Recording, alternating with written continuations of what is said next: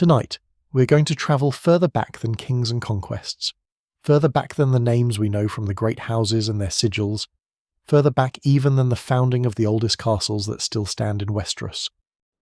We're going to find our way slowly and carefully to the very beginning of the world's memory, to a time so distant that history has dissolved into legend, and legend into something older still.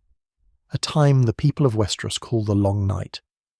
If these quiet journeys through the history and lore of Westeros bring you some peace at the end of your day, a like and subscribe would mean a great deal. And to those already here, already settled in, thank you. Your presence makes these long drifts through ancient history more meaningful than I can easily say. So let your shoulders drop. Let your breathing slow. There is nowhere you need to be tonight. Nothing waiting for your attention that cannot wait until morning. The world beyond this moment is patient, and the story we're going to explore together is older than patience itself. Older than the Wall, older than the first kings. Older than almost anything the maesters of the Citadel have managed to write down. It begins in darkness, and it ends, after a very long time, in something that might be called dawn. Let's begin. Before there were kings in Westeros, before there were castles or ravens or words carved into stone, before any of the great events that fill the histories and the songs had taken their first small steps toward happening, the continent we know as Westeros was already ancient. It was already old in the way that mountains are old, in the way that deep rivers are old, not the oldness of things that have endured, but the oldness of things that have always simply been. And it was full of life, of strange and patient life, long before any human foot had ever touched its soil. This is where our story has to begin, not with the long night itself, but with the world that existed before the darkness came. Because to understand what was lost and what was nearly lost forever, we need to spend some time in the world as it was, the world of the Dawn Age as the maesters call it, that vast and murky period before reliable record, before writing, before the careful transmission of knowledge from one generation to the next. The Dawn Age is not a time we can see clearly. It comes to us only in fragments, in the oldest stories, in the faint impressions left upon the land itself. But those fragments are enough to sketch, however loosely, the shape of a world we can barely imagine. The continent of Westeros, in those unimaginably distant days, was the domain of creatures that would seem wondrous and unlikely to anyone raised in the more recent centuries. The giants walked the land, enormous and slow and ancient even then, moving through forests that stretched from horizon to horizon with a kind of patient indifference to everything smaller than themselves. Great elk with antlers like the branches of fallen trees ranged across the open spaces between the woodlands. Creatures that have no names in any living language moved through the deeper places, along the banks of rivers that had not yet been given names, across plains that had not yet been divided by the ambitions of any lord. This was a world of almost incomprehensible scale and stillness, a world in which centuries passed as quietly as seasons, and in which the great drama of existence had nothing to do with wars or alliances, or the question of who sat upon which throne, and it was, above all, a world that belonged to the children of the forest. We should be careful when we speak of the children, because almost everything we believe we know about them comes to us at several removes, through stories told by the first men who eventually encountered them, stories which were themselves already old by the time anyone thought to write them down, and which had been reshaped by generations of retelling before the master's quill ever touched them. The children themselves left no written record, at least none that survives in any form the scholars of the Citadel can read. What they left, if they left anything, was carved in other materials, in wood, in memory, in the Weirwood trees whose faces still watch over the godswoods of the north with their red eyes and their patient ancient silence. What the stories agree on is this: the children of the forest were small by human measure, slight and swift, with large eyes adapted to the shadows of deep woodland, with fingers that ended in something between nails and claws, with skin and hair that seemed to blend with their surroundings in ways that made them difficult to see when they did not wish to be seen. They lived in the deep forests and the hollow hills and the caves beneath the Weirwood groves, and they had done so for longer than any tradition could say. They were not human, and they were not quite what we might imagine when we think of magical beings from old stories. They were not ethereal or remote. They were, by all the fragmentary accounts, intensely present, intensely connected to the world around them in ways that the first men, when they eventually arrived, found deeply alien. The children worshipped, or perhaps a better word is simply knew, forces they called the gods of the forest, the stream, the stone, the old gods. Whether these were genuinely supernatural entities or whether they were something else, some expression of the deep pattern of the living world that the children could perceive and the first men could only dimly sense, is one of the questions the maesters of the Citadel have debated for centuries without resolution. What can be said with more confidence is that the children had a relationship with the natural world that was unlike anything the peoples who came after them would develop. They did not simply live within the world, they were, in some sense that is difficult to articulate of it. Central to their existence were the Weirwood trees. The Weirwoods are among the oldest living things in Westeros, pale-barked, blood-red in their leaves, with faces carved into their trunks that stare out with an expression that observers have described in contradictory ways across the centuries. Serene, sorrowful, patient beyond any human patience. The children carved those faces, or at least the oldest of them, carved them and used them as something the maesters have no precise word for, something that functioned as a network of connected consciousness. A way of seeing across distance and time that depended not on ravens or riders, but on something older and stranger. The green seers, those children with the particular gift of sight, could look through the eyes of the Weirwood faces and perceive things happening far away, or things that had happened long ago, the past preserved in the wood's deep memory like an insect in amber. This is difficult to hold in the mind. We're accustomed to thinking of memory as something that lives in people, that dies when people die. The children seem to have understood something different, that memory could live in places, in the land itself, in the slow and patient consciousness of trees that had stood for thousands of years and would stand for thousands more. The Weirwoods remember. Bran Stark in his own time would learn this in ways that transformed him utterly. But we are getting far ahead of ourselves. The world the children inhabited was old and intricate and deeply interconnected, and it had been that way for so long that the children themselves perhaps could not have said where it began. They had their songs, and their magic, and their Weirwoods, and their knowledge of the land that was not the knowledge of maps and surveys, but the knowledge of something that has grown from a place the way a tree grows from soil. They lived lightly, and for a very long time, and the continent they inhabited was vast enough that they needed no walls, no boundaries, no fortresses. The forest itself was their protection, and the forest was very nearly everything. And then the first men came. They came from the east, from the vast continent of Essos, across a land bridge that connected the two continents at the southernmost point of what is now called Dawn. This bridge, the Arm of Dawn, it would come to be called, was wide enough to carry not just people but horses, cattle, all the accompaniment of a migrating people. The first men were unlike anything Westeros had ever seen. They were large by comparison to the children, tall and broad and capable of tremendous physical force. They wore bronze, the great metal achievement of their age, fashioned into weapons and tools that the children had nothing equivalent to. They cut trees, they cleared land. They built after their fashion, not the delicate half-hidden structures of the children, but the heavy, deliberate constructions of a people who intended to stay, who intended to claim. The children's response to the first men's arrival was not immediate or simple. The stories that survive, fragmentary and uncertain as they are, suggest a long period of observation before anything that could be called conflict. The children watched from the depths of their forests as these strange new creatures moved through the land, watched as the trees fell and the fires were lit and the patterns of the ancient world began to shift and reshape themselves around the needs and habits of newcomers who did not understand what they were disturbing. Or perhaps did not think to ask. There is something worth pausing over here.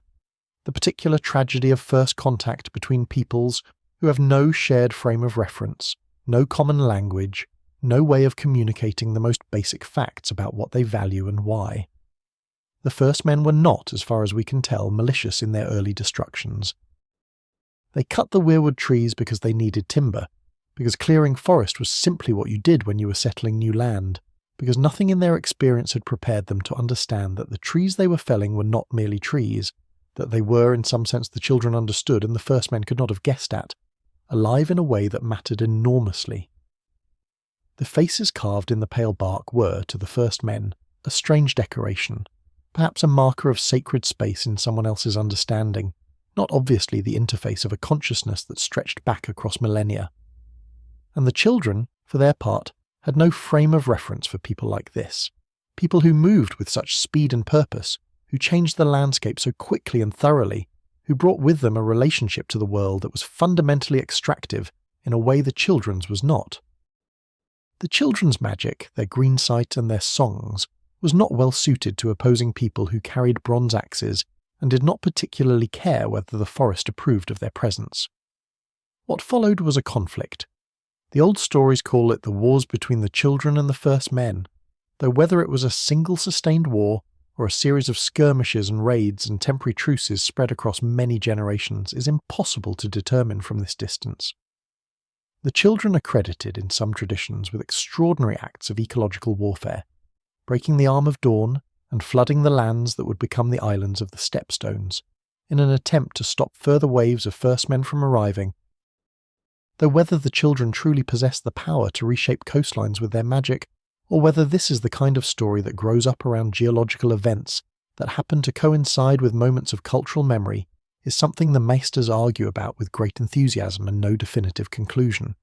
What is clear is that the conflict eventually ended, and it ended not in the destruction of either side, but in something rarer and more interesting, an accommodation, an agreement. The Pact of the Isle of Faces, it is called, struck on a small island in the great lake known as the God's Eye, in the heartland of Westeros, the island where the Green Men have kept their ancient watch ever since. Under the terms of this pact, as the stories preserve it, the first men agreed to cease cutting the weirwoods and to respect the sacred groves of the children, the places where the pale trees stood with their watching faces.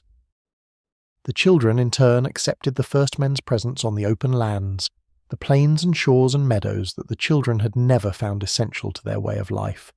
It was a partition, in a sense, the deep forests and the weirwood groves to the children, the open lands to the newcomers, and it held, after a fashion, for a very long time. The aftermath of the pact was perhaps even more significant than the pact itself. What followed was a long period of coexistence that eventually shaded into something that might be called, cautiously, mutual influence.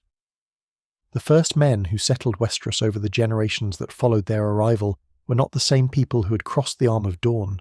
They had come to a new world, and the new world had changed them, as new worlds always change those who settle them. They began to adopt the old gods, to carve the faces in the weirwoods themselves, or to allow the already carved trees to become the centres of their own spiritual life. They kept the godswoods, built their holdfasts around the pale trees, knelt before those watching red-eyed faces in ways that their associate ancestors would not have recognised. This adoption of the old gods was not a simple or quick process, and the stories do not agree on its details or its meaning. Some traditions hold that the children actively shared their knowledge and their relationship with the Weirwood network, teaching the first men to pray in ways that the trees would answer. Others suggest that the first men simply recognised something real in the old gods, something their own experience of the world in this ancient and strange continent had made them open to, and that the adoption was organic, gradual, a matter of generations slowly finding their way toward a relationship with the land they now inhabited. Perhaps both accounts contain portions of truth, perhaps neither does. We are speaking of events so old that even the children's own memory, preserved in the Weirwood network, becomes difficult to interpret clearly. What we can say is that by the time the first men had established themselves throughout Westeros, had built their ring forts and their rudimentary castles, had organised themselves into the earliest kingdoms and the earliest noble houses, they were no longer purely the people who had crossed the arm of dawn. They had been shaped by the land they inhabited and by its original people, and many of them, particularly in the north, where the children's presence had always been strongest, carried something of that shaping in their culture, their beliefs, their way of relating to the world around them. The first men had their own gifts too. They were formidable builders for their age, capable of raising structures that astonished. Winterfell's oldest stones are first men stones. Some of the hill forts and ancient keeps that later builders constructed over or around still contain first men foundations at their cores, heavy and sure and are made to last. They were also in time remarkable fighters, organised, disciplined, capable of the kind of sustained collective effort that their bronze weapons and their settled way of life required. They were, in short, a people who had come to stay, and who had made themselves, in staying, something new. This world, the children in their forests, the first men in their halls and holdfasts, the Weirwoods watching everything with their patient red eyes, the giants moving slowly through the far north, the small kingdoms forming and competing and occasionally warring along lines that would be recognisable to anyone who has studied Westerosi history in any period. This was the world that existed before the Long Night. It was not a paradise. The first men warred among themselves with considerable enthusiasm, and their relationship with the children was never entirely free of tension.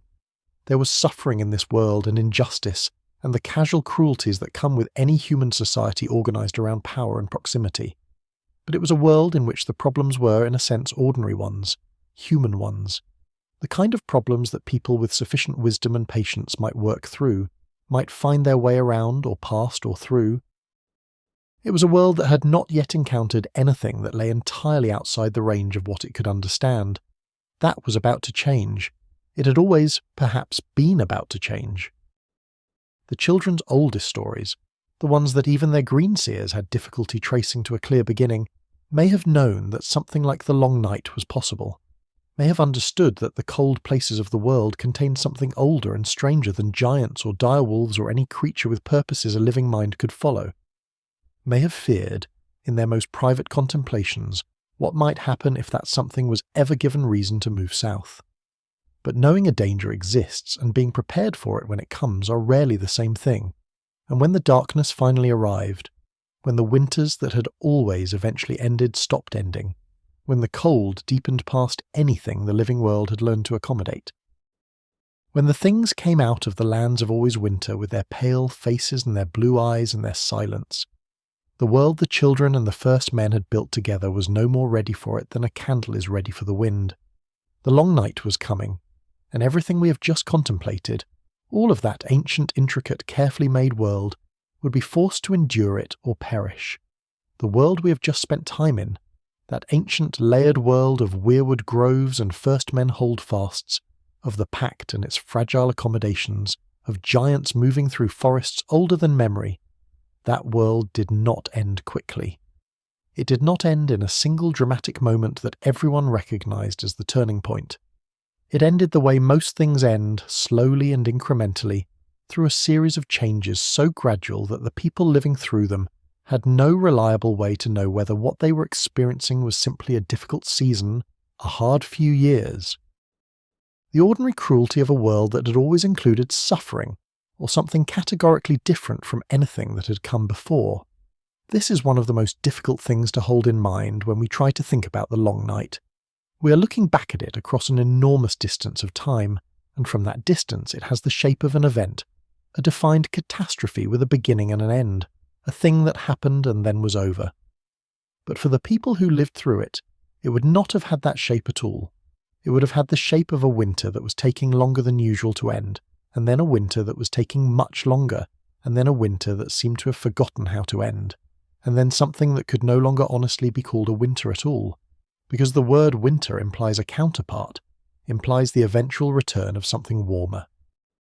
And the return stopped coming. How long the Long Night lasted is one of the questions the Maesters have argued over most extensively, and it is one they have never been able to answer with any confidence. The oldest accounts speak of a generation, a single human lifetime during which the sun either did not rise at all, or rose so briefly and so weakly that it provided no real warmth, during which the crops failed completely, and had been failing for so long that people had forgotten what it was to plan for a harvest. Other accounts speak of a shorter period, still devastating, perhaps a span of years rather than decades, during which the darkness was not absolute, but was deep enough and sustained enough to collapse the systems, agricultural, social, political, on which human survival depended. The honest answer, the one the more careful scholars will give you when pressed, is that we do not know. The Long Night may have been a single prolonged catastrophe, or it may be a name that accumulated around several distinct periods of extreme cold and darkness, compressed in cultural memory into one overwhelming event. Both possibilities are consistent with the fragmentary evidence available. What the accounts agree on, regardless of their disagreements about duration and detail, is the quality of the experience. And here we should move carefully and slowly because this is where the story becomes genuinely difficult. Not because the events described are graphically violent, though some of what the old stories preserve is very dark indeed, but because the kind of horror at the centre of the long night is a quiet one, a creeping one, the kind that does not announce itself with a roar but arrives instead in silence, in cold, in the slow fading of things that the living world depends upon. The winters of Westeros have always been unlike the winters of our own experience. The world of the first men was one in which seasons did not follow the reliable calendar that we might expect, in which a summer might last 3 years or 5 or 10, and a winter might do the same, in which the very rhythms of the world were long and unpredictable, in ways that required a different relationship to time and planning than most agricultural peoples have developed. This was simply the nature of the world they lived in, and they had adapted to it, however imperfectly. They stored food in years of plenty against the coming of lean ones. They built their structures to withstand cold that would arrive eventually and stay for longer than anyone would wish. They told their children, and their children's children, that winter is coming, not as a metaphor, not as a vague warning about the uncertainty of fortune, but as a plain and practical statement of fact. Winter would come. Plan accordingly. But the long night was not a winter in this sense. It was something that used winter's shape and winter's tools, the cold, the darkness, the dying of green things, while being, in its essential nature, something else entirely, something with intention behind it, or at least something that moved and acted in ways that felt like intention, ways that the natural world, however harsh, does not. And this is where the accounts become both most disturbing and most difficult to assess, because interwoven with every description of the cold and the darkness, in every tradition that preserves memory of the long night from any culture or people who lived through it, or received its echo in their oldest stories, there are the others. We should be careful with this name, and careful too about what we claim to know. The others appear in the oldest stories under different names in different traditions. The White Walkers, as the free folk call them, the Cold Gods, the strangers from the land of always winter, the Pale Shadows, names that vary and shift across cultures and centuries, as names for things seen only in extremity and terror tend to do. What the stories agree on, where they agree on anything, is a constellation of qualities that recur with enough consistency to suggest they are pointing at a real phenomenon, however distorted the pointing may be by the long passage of time and the particular anxieties of the people doing the remembering. They were cold. Not merely cold in the way of winter, which is cold as a condition of the air in the absence of warmth, but cold as an active quality, cold as something they carried with them and projected outward, so that their presence caused the temperature of the surrounding air to drop in ways that went beyond what the season alone could account for. The accounts describe flowers of ice forming on surfaces near them, breath freezing before it could escape the mouth, the kind of cold that kills quickly and completely, and does not require prolonged exposure to do its work. They were, by all accounts, beautiful, in the particular way that things are beautiful when they are entirely alien to the warmth and complexity of living things. Tall, pale, with a pallor described in some traditions as like moonlight on snow, in others as the white of things that have never known the sun. Their eyes are described consistently, and this consistency across traditions that have no obvious reason to agree is one of the details the more serious scholars find most interesting. Blue eyes, burning blue, the blue of something cold enough to burn, the blue of ice at great depth where the pressure has driven out every impurity and left only the essence of cold light. They moved with a quality that the accounts struggle to name, something between grace and wrongness, a fluidity that suggested they were not quite subject to the same physical constraints as creatures of flesh and warmth. They carried weapons. This is one of the most significant details, because it implies a kind of purposeful craft that puts them categorically apart from natural disasters or the impersonal forces of climate. Their weapons were made of something the stories call crystal, or ice, though not ordinary ice, something harder, something that did not melt in ordinary warmth, something that shattered steel when it met it rather than breaking itself. The existence of these weapons, fashioned and carried and used with skill, suggests minds with purposes, minds capable of making and using tools, minds that were directing what happened during the long night, rather than merely being part of it. What those purposes were is perhaps the deepest mystery the Long Night leaves behind. The accounts do not record the others as having spoken, as having communicated their intentions or their grievances, or their demands in any form the first men or the children could receive. They did not send terms. They did not explain themselves. They advanced, they killed, they raised their dead to serve them, and they were cold, profoundly, absolutely purposefully cold, and that is essentially the totality of what the oldest accounts tell us about what they wanted or why they came. Perhaps they wanted nothing, in the sense that human beings want things.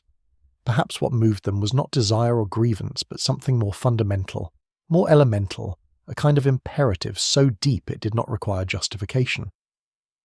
The cold moving south because that is what the cold does, when given the agency to choose a direction. This uncertainty is itself significant. One of the reasons the Long Night has retained such power over the imagination of Westeros across 8,000 years is precisely that the enemy at its centre remained essentially unknowable. You cannot negotiate with something that will not speak. You cannot understand, and therefore cannot properly fear or guard against, something whose intentions are opaque. The others were not a foreign people with different customs and different gods who had decided to expand their territory. They were not a conquering army with political objectives that might eventually be satisfied. They were something stranger, something that operated by rules the living world did not fully share, and that strangeness, that fundamental alienness, is part of what made them so terrible. And then there were the Wights. If the others themselves were the commanders, the Wights were the army, and the Wights are in some ways even more disturbing than their masters, because the Wights were not alien. The Wights were people. They were the dead of Westeros, the fallen, the men and women and children who had died of cold or starvation or violence in the spreading catastrophe of the Long Night, and who had risen again to serve the things that had, in one way or another, killed them. The bodies retained their shapes, their faces, the physical details that had once made them recognizable as particular human beings. But what animated them was not life. It was a cold mockery of life, a terrible parody, a puppeting of the physical form by something that shared none of the qualities that had made those forms alive in the first place. The horror of the Wights is a specific kind of horror, different from the alien cold of the others, and in some ways more immediately devastating to the people who had to face them. The others were strange and terrible, but at least they were not someone you had known. The Wights might be your father, your sister, your neighbour, the man who had lived in the hall down the road whose name you had known since childhood, and they would come at you with their cold hands and their blue eyes, and they would feel nothing for you, would recognise nothing of what you had once been to each other, because there was nothing left of them that could feel or recognise anything. The dead had been turned into weapons, into tools, into an army that required no feeding or resting or convincing, that grew larger as the living world shrank, that turned every death into a reinforcement for the enemy. This reversal, the dead fighting against the living, the survivors' losses becoming their enemies' gains, created a dynamic of attrition that went beyond anything a conventional conflict could generate. In ordinary warfare, casualties reduce the strength of the side that suffers them. In the Long Night, casualties strengthened the enemy.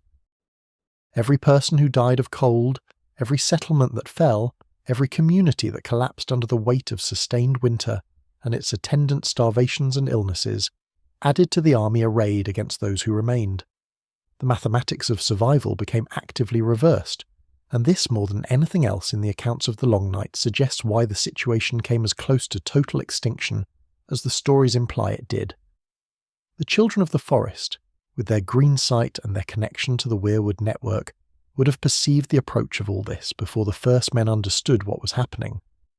Whether they understood its full scale before it was upon them is another question the stories cannot answer. What seems clear from the fragments available is that even the children's ancient knowledge and deep connection to the patterns of the world was not sufficient preparation for what the Long Night brought.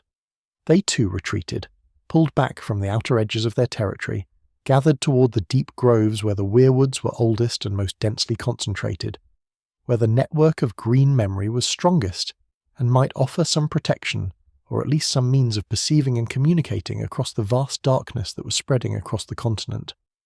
Meanwhile, the first men were dying, not all at once, not quickly. The collapse of a civilization under sustained catastrophic conditions is not usually a sudden event so much as it is a process, a long unwinding of the things that allow people to live together and sustain each other, played out in slow motion across years or decades or generations. The granaries emptied as the harvest failed. And when they emptied, there was nothing behind them, because the summer that should have allowed restocking had not come. Communities that had survived in marginal environments by the skin of their teeth, in the far north, along coasts battered by storms, in upland areas where farming had always been difficult, failed first. Their people migrated south and east and west, pressing into lands where other communities were already struggling, creating competition for resources that had already become insufficient. There is a particular kind of social dissolution that happens when a people have been under sustained pressure for long enough that hope has run out, when the mechanisms of mutual support and collective survival that communities build in normal times begin to fail because there is simply no longer enough to sustain them.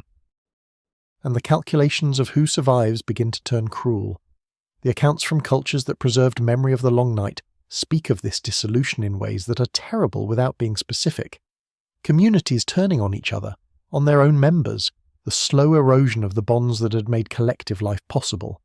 People moving in increasingly desperate bands across a landscape that was becoming less and less capable of supporting them. The cold, through all of this, was absolute and relentless.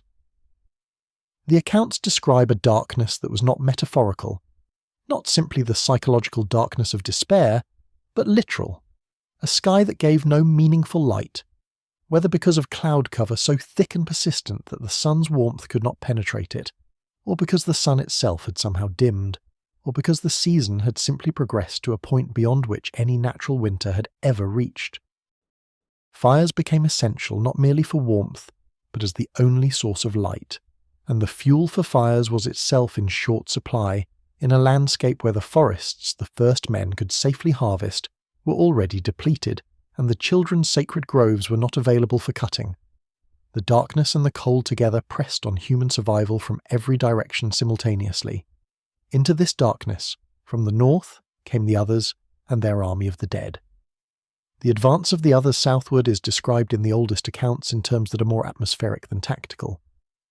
There are no descriptions of campaigns or strategies, no records of battles in the way that later Westerosi history preserves battles, with the names of commanders and the dispositions of forces and the sequence of events that decided the outcome. What the accounts preserve is more like a recollection of weather, the coldness deepening as they came, the sense of the dead rising in their wake, the feeling of a wave of wrongness moving through the land.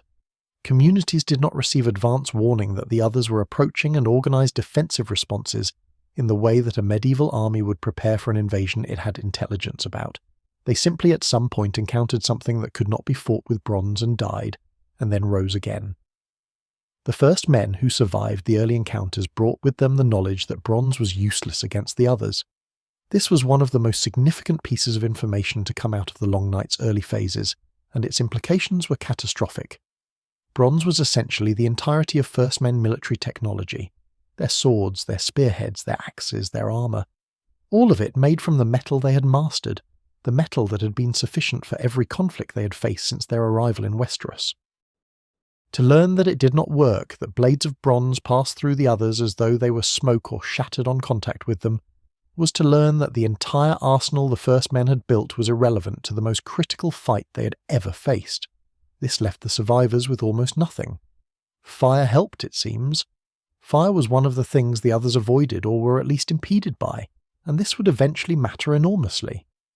But fire is not a weapon in the sense of a sword or a spear. It is difficult to wield offensively, difficult to sustain in conditions of extreme cold and darkness, difficult to use against an enemy that moves and commands its own forces with whatever quality of intelligence the others possessed. Fire could delay, fire could protect, within limits. Fire could not by itself push back an advancing force that had no fear of human weapons and an essentially inexhaustible supply of dead soldiers. There is something worth pausing over here in the darkest part of our story before we begin to turn toward what eventually changed. The Long Night represents, in the memory of Westeros, something that no other event in the continent's history quite equals, a threat to the existence of life itself, not just to this kingdom or that dynasty or this people's way of doing things, but to the continued presence of the living in the world. Every other catastrophe in Westerosi history, however terrible, has been a catastrophe contained within the ongoing story of civilization. The Long Night was a catastrophe that threatened to end the story entirely, and the people who lived through its darkest phase had no particular reason to believe that it would end. They had no prophecy they could fully trust, no clear strategic path forward, no certainty that the things moving through the darkness were defeatable at all. They survived because they continued to try to survive, in the way that people do, because the alternative to trying is simply dying, and dying was happening anyway, and as long as there was any possibility of something different, some of them kept reaching for it. This quality of endurance, not heroism exactly, not the bright heroism of legends, but the quieter and more sustainable quality of people who simply refuse to stop, is perhaps the most important thing to carry forward from this darkest chapter. The world came very close to ending. It did not end. And in the gap between those two facts, between how close it came and the fact that it did not, there are stories we have not yet reached. Stories of individuals who did things that mattered, of alliances forged in desperation, of weapons discovered and wielded at terrible cost. We will find our way to those stories, but for now, let the darkness itself settle quietly around this moment. Let the cold of the Long Night be simply what it was, vast and old and real and survived. The world that came through it was a changed world, a world that remembered even when it tried to forget, a world that built its walls and its watches and its oldest warnings out of the shape of what had happened here, in this unimaginably distant darkness. And that world, in its long memory, leads eventually to everything else. Out of the darkness we have just passed through, that vast, cold, patient darkness, certain names have survived.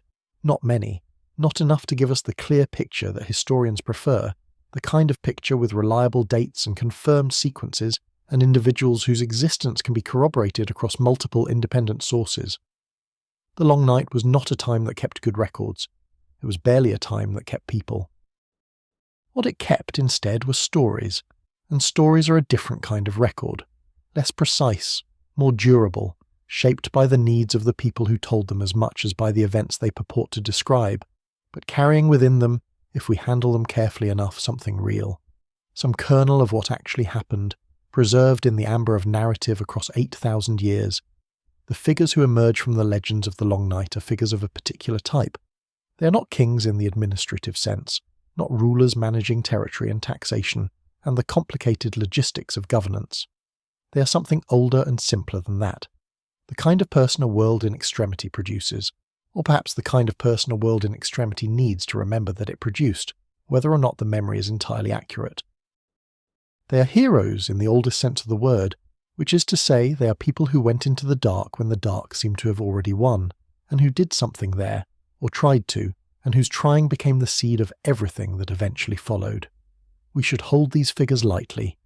This is worth saying clearly, and worth repeating as we move through the legends, because the temptation when dealing with stories this old and this powerful is either to dismiss them entirely as invention, to say that because we cannot verify them they tell us nothing real, or to accept them too completely, to treat the legends as straightforward historical accounts, and lose the important distinction between what happened and what people needed to believe happened. Both of these approaches miss something. The more careful path is to sit with the stories as stories, to appreciate what they preserve and acknowledge what they obscure, and to let the uncertainty be part of the texture of what we are exploring rather than a problem to be resolved. With that in mind, let us begin with the last hero. The story of the last hero comes to us most completely through the oral traditions of the North, through the kind of tales that were told in the great halls of First Men Lords on long winter nights, and before that around fires that had no halls around them, passed from speaker to listener across generations too numerous to count. It is a story that Nan, the ancient servant of House Stark who appears in the earliest chapters of our familiar narrative, told to young Bran before the world he knew came apart. Old Nan knew a great many things, and she knew them in the way that very old people sometimes know things, not from books or scholarly inquiry, but from the deep accumulated memory of a life lived in proximity to ancient places and ancient stories. Her version of the last hero is one of the most complete we have. The last hero was a man of the first men, living during the long night, in the time when the others had come, and the dead had risen and the world had contracted to the small cold spaces where fire still burned. He saw what was happening around him, saw the failure of bronze against the enemy, saw the dead rising to join the army of the things that had killed them, saw the systematic collapse of everything the first men had built, and he understood, or came to understand, that the weapons and strategies that had served his people in every previous conflict were simply not adequate to this one, that something different was needed. That the knowledge required to fight this enemy was not knowledge the first men possessed, and that if it existed anywhere, it existed with the only people who had been in this world long enough to have encountered something like this before, or to have developed the kind of deep, patient understanding of the world's hidden qualities that might point toward a way forward. He decided to seek out the children of the forest. This decision, as the legend presents it, was not made lightly or quickly. The children had withdrawn deep into their forests and their hidden places, as we discussed in our last passage through these events, and finding them, when they did not wish to be found, in a landscape that had been transformed by darkness and cold and the advancing presence of the dead, was not a straightforward undertaking. The last hero set out, according to the oldest versions of the story, with a company of companions, a horse, and a dog. Moving north and east into the parts of the world that were most deeply gripped by the long night. Moving, in other words, toward the danger rather than away from it, which is either the definition of heroism or the definition of desperation, and in extreme circumstances those two things are perhaps not as different as we might wish. What happened to his companions is one of the most quietly devastating threads in the legend. They died, one by one, as the journey continued, to cold, to hunger, to the things that moved in the darkness, to the accumulated attrition of an impossible journey through a world that had become actively hostile to the survival of the living. His horse died. His dog died. The sword he carried, bronze like all First Men swords, shattered at some point. Different versions of the story disagree about when and how, leaving him without even the inadequate weapon he had started with. The last hero at the end of his journey, in the versions that preserve this progression most clearly, was a man alone, on foot, without weapons, in the darkest and coldest part of a world that had already consumed everyone who had come with him. This stripping away is not accidental in how the story works. There is something deliberate about the progressive removal of everything the last hero brought with him from the world of the first men, his companions, his mount, his weapon. By the time he reaches his destination, he arrives with nothing that his own civilization provided him, nothing that the methods and materials of the first men's world could offer. He arrives as simply a person, which is perhaps the point. The children could not be reached by bronze or by the strength of numbers. They could only be reached by someone who had been reduced to the essential fact of their own survival and their own intention. Whether the last hero found the children is something the legends assert but do not describe with any clarity. The journey is detailed, the finding is simply stated. He found them, the stories say, somewhere in the deep forest or beneath the hills where the Weirwoods were oldest. What they told him, what they gave him, what knowledge or weapon or understanding he received from that meeting and carried back, this is where the legend becomes most frustratingly vague, most clearly marked by the erosion of 8,000 years of retelling. Something changed, something was learned or acquired that mattered enormously to what happened next. But the specific content of that learning, the precise nature of what the children offered, is not preserved in a form the stories agree on. This is one of those moments where the uncertainty is itself informative, if we are willing to read it that way. The vagueness around the last hero's discovery may reflect the genuine difficulty of preserving highly specific practical knowledge through oral tradition across many generations. Or it may reflect the fact that what he learned was the kind of knowledge that does not translate easily into words, knowledge about the nature of the others, about their weaknesses, about what the world's hidden materials could do to them that bronze could not. Knowledge that was practical and specific, and that, once the long night was over and the immediate need had passed, began to blur in transmission because the people transmitting it no longer needed to use it. What the legends are consistent about is the effect of the last hero's return, that things began slowly to change, that the tide of the long night, which had seemed unstoppable, began to be resisted, that the dead could be fought, that the others were not invincible, that the darkness, however deep, was not absolute. These are the fruits of whatever the last hero found, as the stories remember them. Not a magic weapon described in precise detail, but a shift in the possibility of the world, a crack in the certainty of defeat through which survival, and eventually something more than survival, became visible. Now. The last hero is a story from the north, from the first men tradition, from the particular way that the people of Westeros's coldest regions remembered the Long Night, and the figures who arose from it. But the Long Night was not a local event. Its cold and its darkness reached far enough that cultures and peoples across the known world encountered it, and survived it, and built their remembrances of it, and those remembrances produced their own heroes, their own figures who faced the darkness and did something that mattered. The most important of these, for our purposes, the most important for understanding the whole shape of what happened during the Long Night and why it ended, is a figure from a different tradition entirely. His name is Azor Ahai. Azor Ahai comes to us not through the northern First Men tradition, but through the religion of R'hllor, the Lord of Light, the Red God whose priests tend their fires across Essos, and whose faith has, in more recent centuries, made its way to Westeros in the company of people like Melisandre of Ahai. The faith of R'hllor is organised around a central conflict, between fire and darkness, between the god of flame and life and the great enemy called the Great Other, the embodiment of cold and death. And at the centre of the faith's historical mythology stands Azor Ahai, the hero who wielded a sword called Lightbringer against the darkness, and who by wielding it turned the tide of the Long Night. The story of Azor Ahai, as the priests of R'hllor preserve it, is in some ways very different from the story of the last hero, and in other ways remarkably similar. Both are accounts of a single person who faced an enemy that conventional weapons could not defeat. Both centre on the acquisition or creation of something that could. Both involve enormous personal cost, but the differences in emphasis and detail are significant, and they reflect the different traditions that shaped them.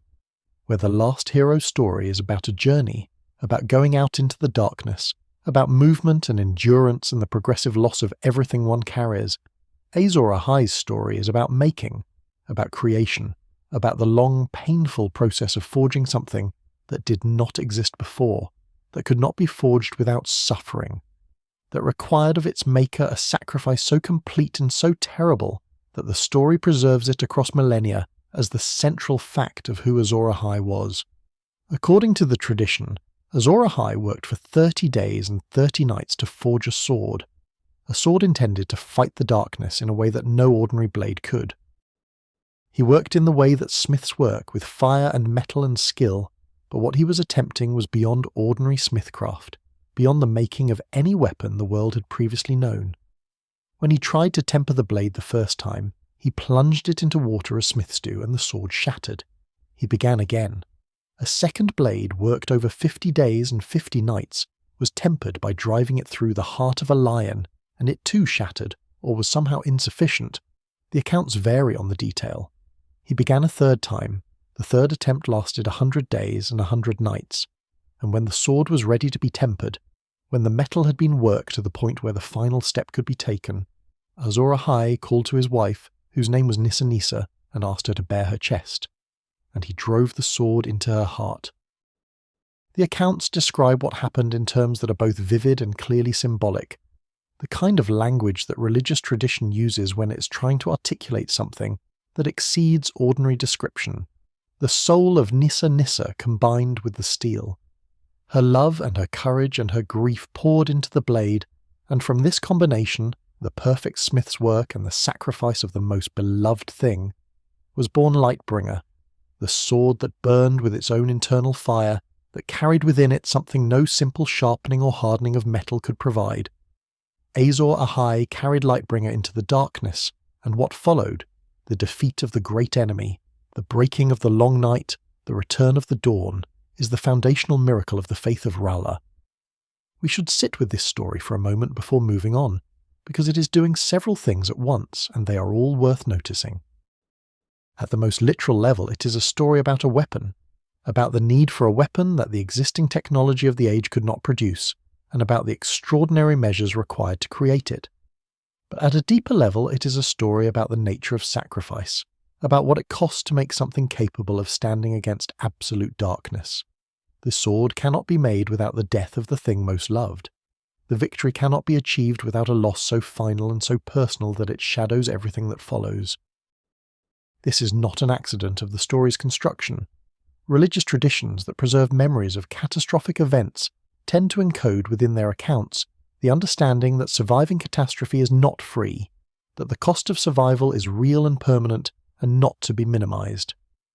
The faith of R'hllor, built around the memory of the Long Night, teaches through the story of Azor Ahai that fire and life, and the forces of warmth and growth, can prevail against cold and death, and the forces of darkness, but not without paying for that victory at a price that cannot be fully recovered from. Nissa does not come back. Lightbringer is forged from her loss and carries that loss within it always. There is also, it should be noted, something in the story of Azor Ahai that points toward a specific kind of weapon. Lightbringer burns. It is a sword of fire, or a sword carrying fire's essence, and fire is one of the things we know from every account of the Long Night that the others feared or were harmed by. The connection between Lightbringer's fire and the others' vulnerability to flame is not made explicit in most versions of the story, but it is there, implied in the logic of the myth, that what was needed against the cold was not simply sharper bronze, but something that carried the quality of warmth and fire at a fundamental level, something that was, in its essential nature, the opposite of what the others were. Now, here is a question that the masters have spent considerable energy on, and that we should spend a moment with too, because it matters for how we understand the Long Night as a whole. Are the last hero and Azor Ahai the same person? The superficial answer is that they are clearly different figures from different traditions. The last hero is a man of the first men, a Westerosi figure, a northerner by implication. Azor Ahai appears in the traditions of Essos, preserved by a religion that emerged far to the east of Westeros, and makes no direct reference to the first men, or the children of the forest, or the wall, or any of the specifically Westerosi elements of the Long Night. They are separated by culture, by geography, by the entire apparatus of the traditions that remember them. But the deeper answer is considerably less certain, because the Long Night, if it happened at all in any form resembling what the stories describe, was not a local event.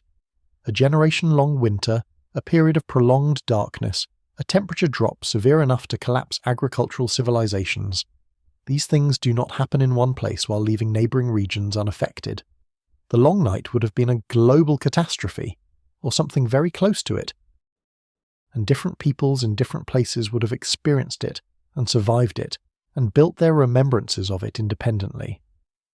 The last hero and Azor Ahai may be two different traditions' accounts of the same underlying event, the same real person, the same desperate act of creation or discovery that turned the tide. Or they may be accounts of two different people in two different places who both did something important.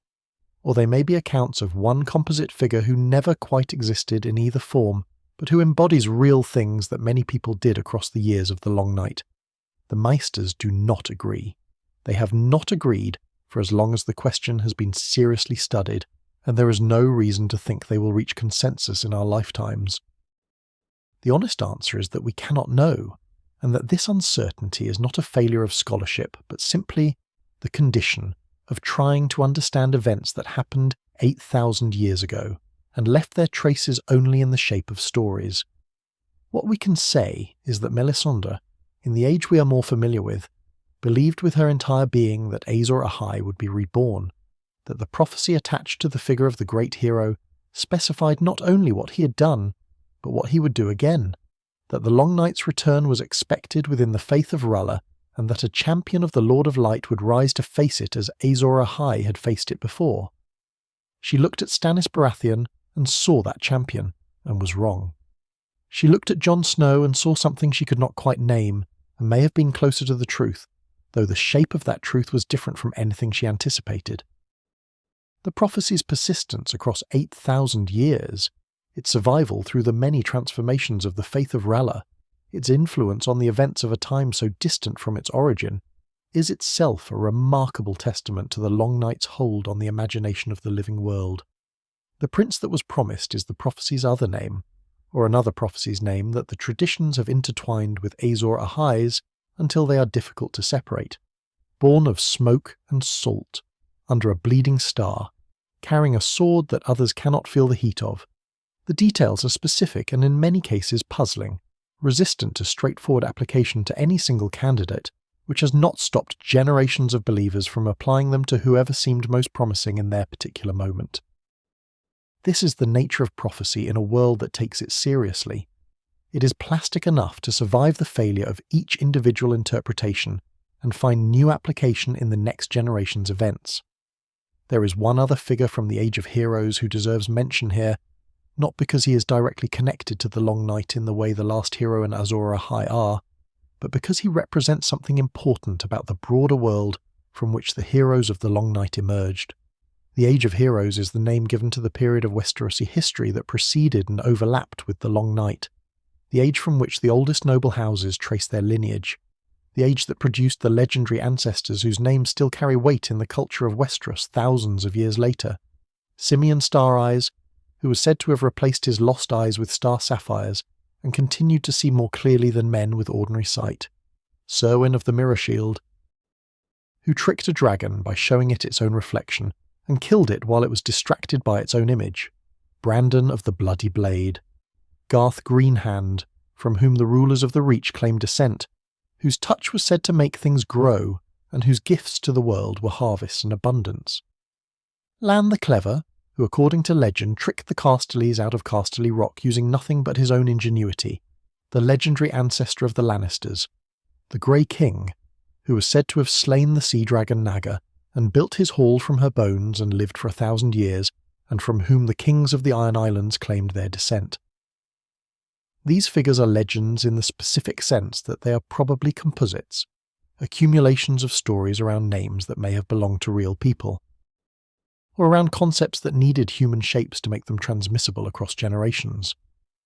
No Mester seriously believes that Garth Greenhand personally made the Reach fertile, or that Lan the Clever lived long enough to actually trick the Casterlys. But the stories encode real things about the cultures that told them, the Reach's identity as an agricultural heartland, the Lannisters' self-understanding as a family whose power came from cleverness and opportunism as much as from martial strength. What connects all of these figures to our present subject is simply this. The Age of Heroes was the world's way of remembering that the Long Night was survived by people, by individuals with names and qualities and choices, not merely by impersonal forces or lucky accidents of climate. The heroes are the human face of survival. They are the stories that kept the knowledge alive. The knowledge of what the darkness had been, what it had required, what it had taken, and what had proven capable of standing against it. Even when the specific content of that knowledge was lost, the stories preserved the fact of it, the understanding that the darkness had been real, and that real people had done real things in response to it. We will continue to follow those things, what was done, how it was done, at what cost. As we move further through our exploration, the heroes have been named, the legends have been introduced, with appropriate uncertainty about their precise historical content. What comes next is a closer examination of the weapons and alliances and specific acts of resistance that the stories, however imperfectly, remember. The darkness of the Long Night is still around us in this part of our journey, but there are fires visible in it now, small, determined fires, lit by people who refuse to let them go out, and where there is fire, there is the possibility of mourning. There is a particular kind of story that a civilization tells about itself when it has survived something it had no right to survive. It is a story about origins, about the decisions and the forces and the moments that made survival possible, and it tends, over time, to become simpler and cleaner than the reality it describes. The heroes more purely heroic, the enemies more purely malevolent, the path through the darkness more clearly illuminated in retrospect than it could possibly have appeared to those walking it. The legends of the last hero and Azor Ahai, which we explored in our last passage, are stories of this kind. They preserve something real, we believe, about the Long Night and the people who faced it. But they are stories shaped by the needs of survival, by the requirement that the past makes sense in a way that the living present can use. What we're going to explore now is a different kind of story, a harder one in some ways. A story that does not simplify the Long Night's origins into a clean conflict between the forces of life and the forces of death, between heroes and monsters, between the world of warmth and the alien cold of the others. It is a story that reaches back behind the conflict itself and asks a question that the oldest legends, with their clean lines of heroism and villainy, do not quite ask. Not where did the others come from, in the geographical sense, but where did they come from in the deeper sense? What made them? What called them into existence? What set in motion the chain of events that eventually produced the Long Night? The answer, as it comes to us from the visions preserved in the Weirwood network and from what was witnessed in the caves beneath the great Weirwood Grove in the far north, is one of the most philosophically disturbing revelations in all of Westerosi history, and it changes everything about how we understand not only the Long Night, but the children of the forest themselves, and the long alliance between the children and the first men that we described in our second act of this journey. The children of the forest created the others. Let us sit with that for a moment before proceeding, because it deserves the space. The beings who very nearly ended all life in Westeros, the pale cold intelligences who raised the dead to serve them and brought a generation of winter so absolute that the sun itself seemed to have given up. These beings were made, not by some external force, not by the random malevolence of a hostile universe, not by the natural world producing, as natural worlds sometimes do, creatures indifferent to human survival. They were made deliberately by the children of the forest, using a human being as their material, in an act of magic so extreme and so consequential that it became the central catastrophe of the world's history. How we know this, or more precisely how this knowledge has come to us, is itself significant and worth explaining before we go further. Bran Stark, during his time in the cave of the three-eyed raven beneath the great Weirwood in the far north, had a vision. He looked into the deep past as greenseers can through the Weirwood network, and he saw a man, a first man, tied to a Weirwood tree in a grove of the kind the children used for their most significant ceremonies, and he saw a child of the forest approach that man with a blade of dragon glass and press it into his chest, into his heart. And he saw the man's eyes change, saw the warmth go out of them, and the blue come in, the Night King. This is the vision as the show preserves it, and we should be appropriately careful about how we handle it, not because the vision is implausible, but because the relationship between this revealed origin and the older textual tradition of the books is one of those places where the two sources of our knowledge about this world do not quite align, and intellectual honesty requires acknowledging that. The books do not, as of the most recent material available, contain this explicit confirmation of the children's role in creating the others. What the books do contain is a great deal that points in this direction. The deep connection between the children's magic and the properties of dragonglass, the nature of the children's magic as a force that operates at the boundary between life and death, the hints scattered through the oldest accounts that the others are not simply natural phenomena, but something made. The show's explicit confirmation may be the book's implicit direction, finally stated plainly. Or there may be nuances in the full textual account that the show's version does not capture. We proceed, as we always must with questions this old and this complex, with appropriate humility.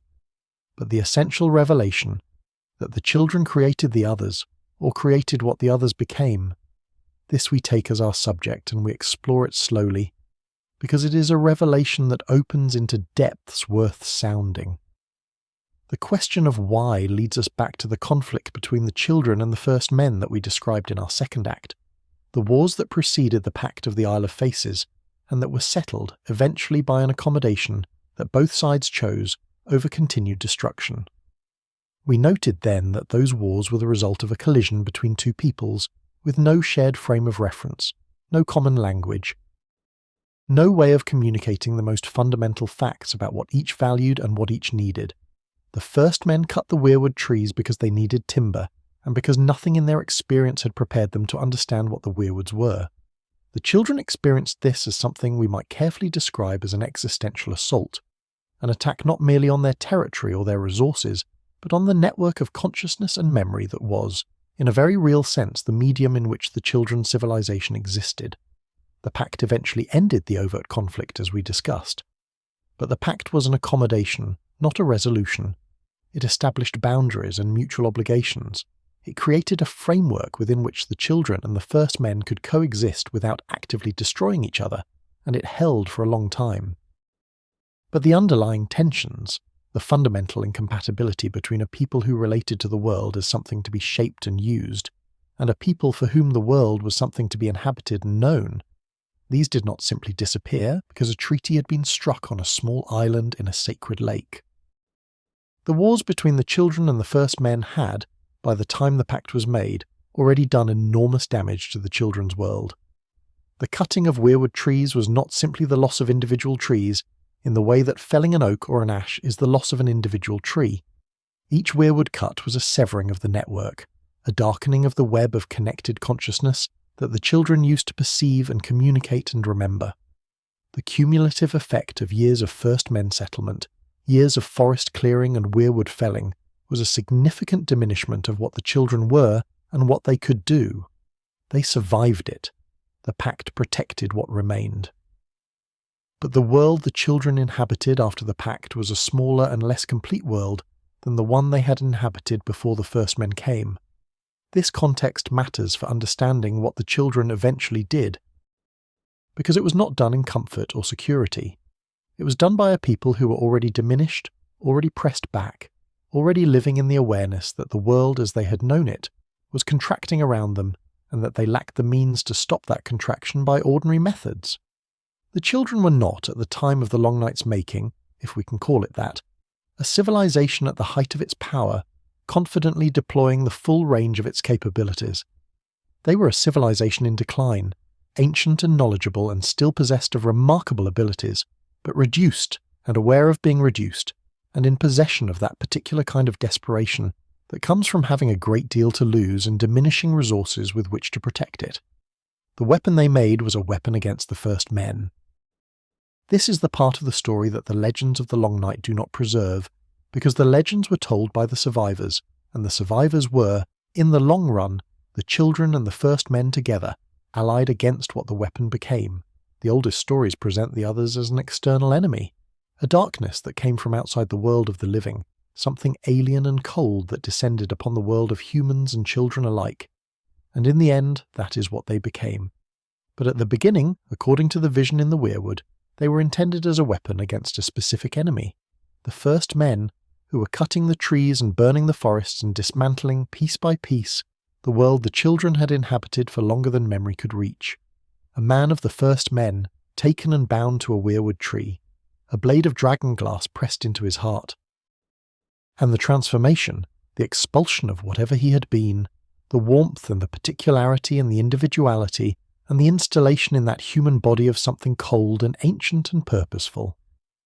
This is the ritual the vision preserves. This is the act from which the others came. The dragon glass is important here, and worth dwelling on. We know dragon glass, obsidian, volcanic glass, the black stone that can be worked to an edge sharper than any metal, as one of the two materials capable of killing the others.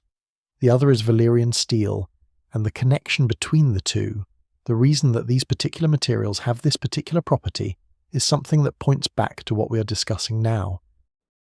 Dragonglass is a material of the Earth's interior, forged in the deep heat beneath the world's surface, carrying within it something of fire's essence in solidified form. It is, in a sense, frozen fire, the product of the world's most intense heat, cooled into a brittle and razor-sharp material that retains something of the quality that made it. The children's magic, as far as it can be characterized from the outside, was deeply connected to this quality. It was magic of the earth, and the green, and the living world. Magic that worked through connection, through the network of roots and stone and wood that the children inhabited and knew from the inside. Dragonglass was one of their primary materials, used in their rituals and their weapons and their most significant acts of power. When they pressed a dragonglass blade into a human heart to create the first of the others, they were using their most potent material in their most consequential act of magic, the joining of fire's frozen essence to the transformation of a living being into something new. What went wrong, if wrong is the right word, if what happened can be understood as a mistake rather than as the simple and terrible logic of a weapon working exactly as intended and then continuing to work, is one of the Long Night's deepest and most unresolvable questions. The others, once made, were not controllable, or they were controllable for a time and then ceased to be, or they were never controllable in the way the children imagined, and the idea that they would serve the children's purposes against the first men was always an illusion. We do not know which of these is closest to the truth. What we know is the outcome, that the weapon the children made against the first men became a threat to everything, to the children as much as to the first men, to every living thing in the world, including the makers themselves. There is a concept in the study of catastrophe, in the way that scholars try to understand how disasters happen and what makes them distinctive, sometimes called an uncontrollable consequence, a situation in which the action taken to address a problem generates a larger problem that the original action has no power to resolve. The children's creation of the others fits this pattern with a completeness that is almost elegant, in the grim way that great mistakes sometimes have an elegance to them. They made a weapon to preserve their world against the people who were destroying it. The weapon became something that threatened not just those people but the world itself, and having made it, they could not unmake it. The only response available to them was to ally with the very people the weapon had been aimed at and fight together against what they had brought into being. Let us think about what this moment of recognition must have involved. The children were, as we have noted, ancient beyond easy comprehension, possessed of the kind of deep historical perspective that their greenseer's ability to look into the past through the Weirwood network would provide. They knew what they had done, they knew what their creation was becoming. And they knew, because they could see clearly what was happening and what the trajectory of events implied, that they had made something that would devour the world they had tried to preserve if nothing was done to stop it. The children who carried this knowledge forward, who understood that the long night had its origin in their own most desperate act of self-preservation, carried it in the way that the Weirwood trees carry everything, in the patient, accumulated, unchanging memory of wood and bark and the slow consciousness of things that do not forget.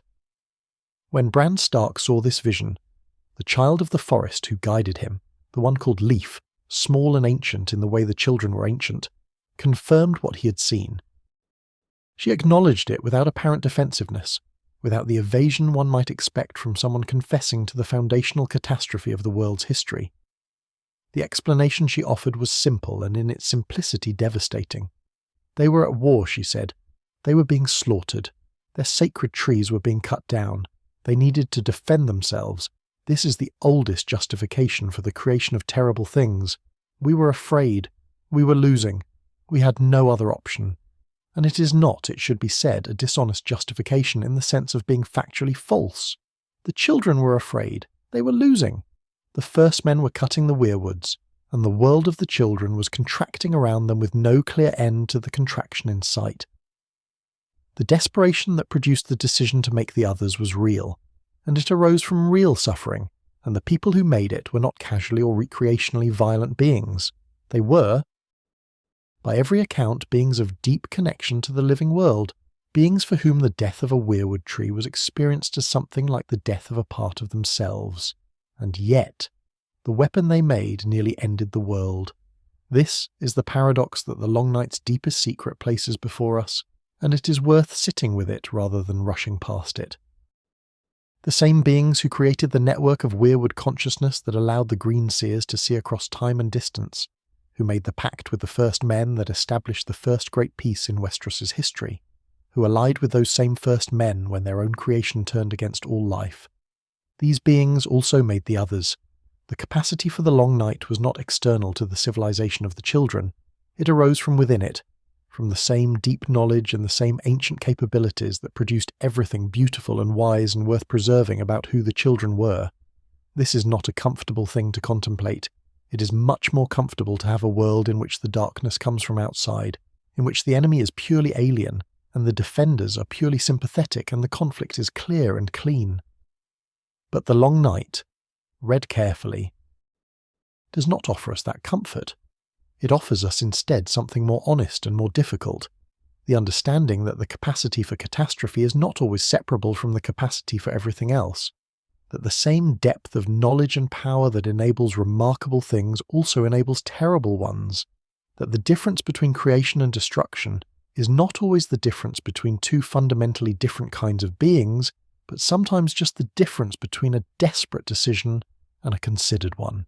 The children, after their creation began to move beyond their control, did not simply stand apart and observe. This is important to understand. They engaged. They used what they knew, their magic, their connection to the Weirwood network, their knowledge of dragonglass and the deeper properties of the world, in an attempt to limit the damage of what they had made and eventually, in alliance with the First Men, to push it back. The dragonglass weapons that would prove so significant in the wars against the others were made by children's hands, shaped with children's knowledge of what the material was and what it could do. The knowledge of how to fight the others, the knowledge the last hero sought in the deep forest, the knowledge that changed the possibility of the conflict, was knowledge the children possessed because they were, in the most fundamental sense, the authors of the enemy. They knew the others because they had made them, and what they knew, however painful the knowing was the key to everything that eventually mattered. There is also, in this secret history, a reason why dragonglass works on the others that goes beyond the simple fact of its material properties. If the others were created through a ritual involving dragonglass pressed into a human heart, if the transformation that made them what they are involved dragonglass at its most essential level, then dragonglass is not simply a material that happens to be effective against them in the way that a particular metal might happen to be effective against a particular creature's hide. It is rather the material from which their nature was made, and it retains a connection to that nature that no other material shares. To strike an other with dragonglass is, in some deep sense, to use the language of their own creation against them, to speak in the only tongue they were made in, which is the tongue of fire frozen and the living world's deepest magic. Valyrian steel works too, as we know. Those ancient blades forged with dragonfire and spells now lost, the dark metal that holds its edge beyond any normal steel and seems to carry something of the same essential quality as dragonglass in a different form. The connection between Valyrian steel and the magic that made the others is less direct than the connection involving dragonglass, but it points toward the same underlying truth, that the fight against the others was always at the deepest level a fight that operated in the register of the world's most fundamental properties, fire and death, and the boundary between the living and the cold. Fire itself, as a simpler and more available form of the same essential force, had its power against the others and against their Wights. Not the refined, focused power of dragonglass or Valyrian steel. Fire could not kill another as a dragonglass blade could, but enough to hold them back, enough to destroy the Wights that served them, enough to maintain the small circles of warmth and light that the living needed to survive, until something more effective could be brought to bear. Fire was, in this sense, the democratic version of dragonglass's more exclusive power, not available to everyone in the sharpened form that could end another, but available in its rougher form to anyone with wood and a spark, and that availability mattered enormously during the years when the refined weapons were scarce and the need was universal. As we begin to think about how the children's knowledge, including their terrible knowledge about what they had made and how it could be unmade, was transmitted to the First Men they eventually allied with, we are approaching one of the most significant transitions in the Long Night's history. The formation of that alliance and what it enabled will be the subject of our next passage. But before we arrive there, it is worth carrying forward one final thought from everything we have explored in this act. The children of the forest, who made the others, and who suffered enormously for making them, did not disappear from the world after the Long Night. They retreated further, grew fewer, became increasingly rare and increasingly invisible to the world that had grown up around them. By the time of the events familiar to us, the time of Ned Stark and Jon Snow and the great game of kings playing out in the south while the real danger gathered in the north, the children were so reduced in number and so distant from human contact that most people in Westeros thought of them as creatures of legend, the same kind of mythological beings as the giants or the sea dragons, things that might have existed once in a world different from the present one. Only in the deep north, in the caves beneath the oldest Weirwoods, did a remnant remain. Old Leaf, and those like her, waiting beside the three-eyed raven in the darkness, keeping the memory alive in the way that the children had always kept memory alive.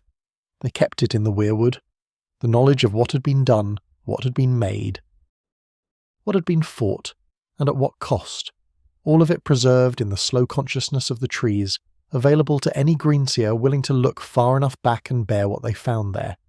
Bran Stark found it, and bore it, as the three-eyed raven knew he would. He carried the weight of knowing what had been made and why, and he carried it forward into a world that needed, more than almost anything else, to understand what it was truly fighting, and where that enemy had come from. The secret the children kept in their trees was not a comfortable secret. It was not the kind of secret that, once known, makes everything simpler or cleaner or easier to bear. It was the kind of secret that makes the world more complicated and more true, that replaces a simple story about external evil with a harder story about the capacity for catastrophic error that lives inside the most ancient and the wisest as surely as it lives inside anyone else. The long night did not come from outside the world of the living. It came from within it, from desperation and power and the terrible mathematics of a civilization fighting for its survival with every tool available to it. That is the secret the Weirwoods kept. And now we carry it with us, gently, into the next part of the story. Everything we have explored in the last 2 acts, the making of the others, the children's terrible secret, the paradox of a weapon turned against its makers, all of it points toward a single necessary conclusion. The conclusion that the long night itself eventually reached through years of darkness and attrition, and the slow accumulation of desperate knowledge. The enemy that had come into the world could not be unmade. It could not be recalled or dissolved or persuaded back into the deep north from which it had emerged. It could only be fought, and fighting it required something that neither the children nor the first men possessed alone. It required the 2 of them together. This is the part of the Long Night story that the legends remember most warmly, if warmth is a word that can be applied to anything in this coldest of histories. The alliance between the children of the forest and the first men, the coming together of 2 peoples who had fought each other with considerable ferocity not so very long before, who had struck their pact of mutual accommodation on the Isle of Faces out of exhaustion as much as goodwill, who still did not fully understand each other and perhaps never would. This alliance is the turning point of the long night in every tradition that preserves memory of it. Not a weapon, not a single heroic act, not a prophecy fulfilled, but an alliance, a choice, made by people who had reason not to trust each other anyway, because the alternative was the extinction of everything. We should not romanticize this too quickly. The formation of the alliance was not, we can be reasonably confident, a clean or simple moment, a ceremony of reconciliation between former enemies suddenly united by common purpose, the kind of scene that songs and stories tend to construct around such occasions. It was almost certainly messy and incremental and contested, worked out in conditions of extreme stress by people who were already diminished by years of cold and darkness and loss, who had every reason to be suspicious and frightened, and who were being asked to extend trust across a divide of culture and history and old grievance that the Pact had bridged but not healed. The alliance probably looked different at different points in its formation, perhaps beginning with small local acts of cooperation, a handful of children sharing what they knew with a particular community of First Men survivors, and gradually expanding as the knowledge spread and the cooperation proved useful, and the alternative continued to be catastrophic. What the children brought to the alliance was knowledge.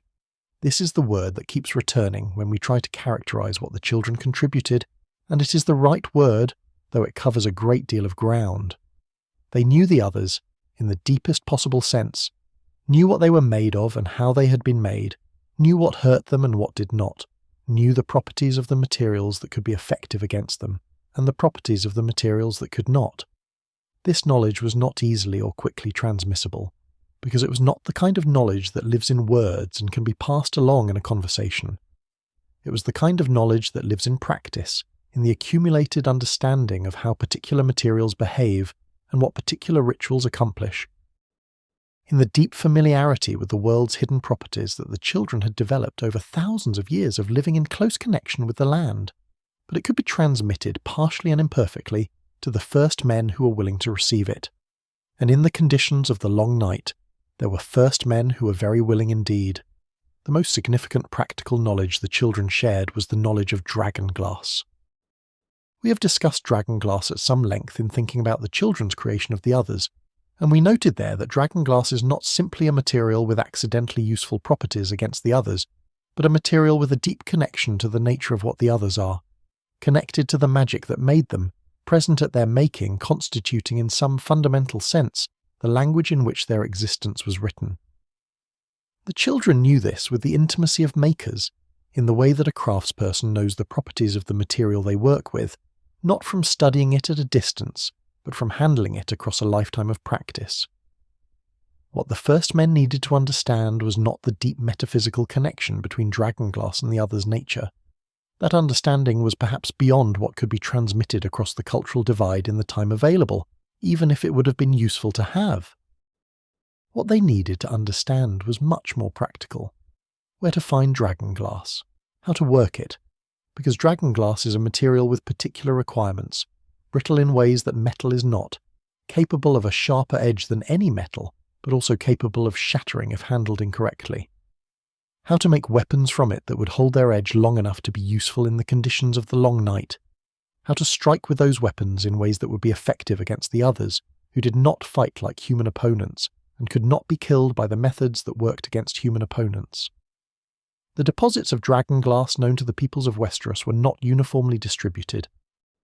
The largest and most significant deposit that history records was on Dragonstone, the volcanic island in Blackwater Bay that would later become the ancestral seat of House Targaryen, and whose volcanic origins provided exactly the conditions under which dragonglass forms, cooled so quickly that the mineral cannot organize itself into a crystalline structure, producing instead the smooth, glassy, brittle material that carries fire's essence in its frozen form.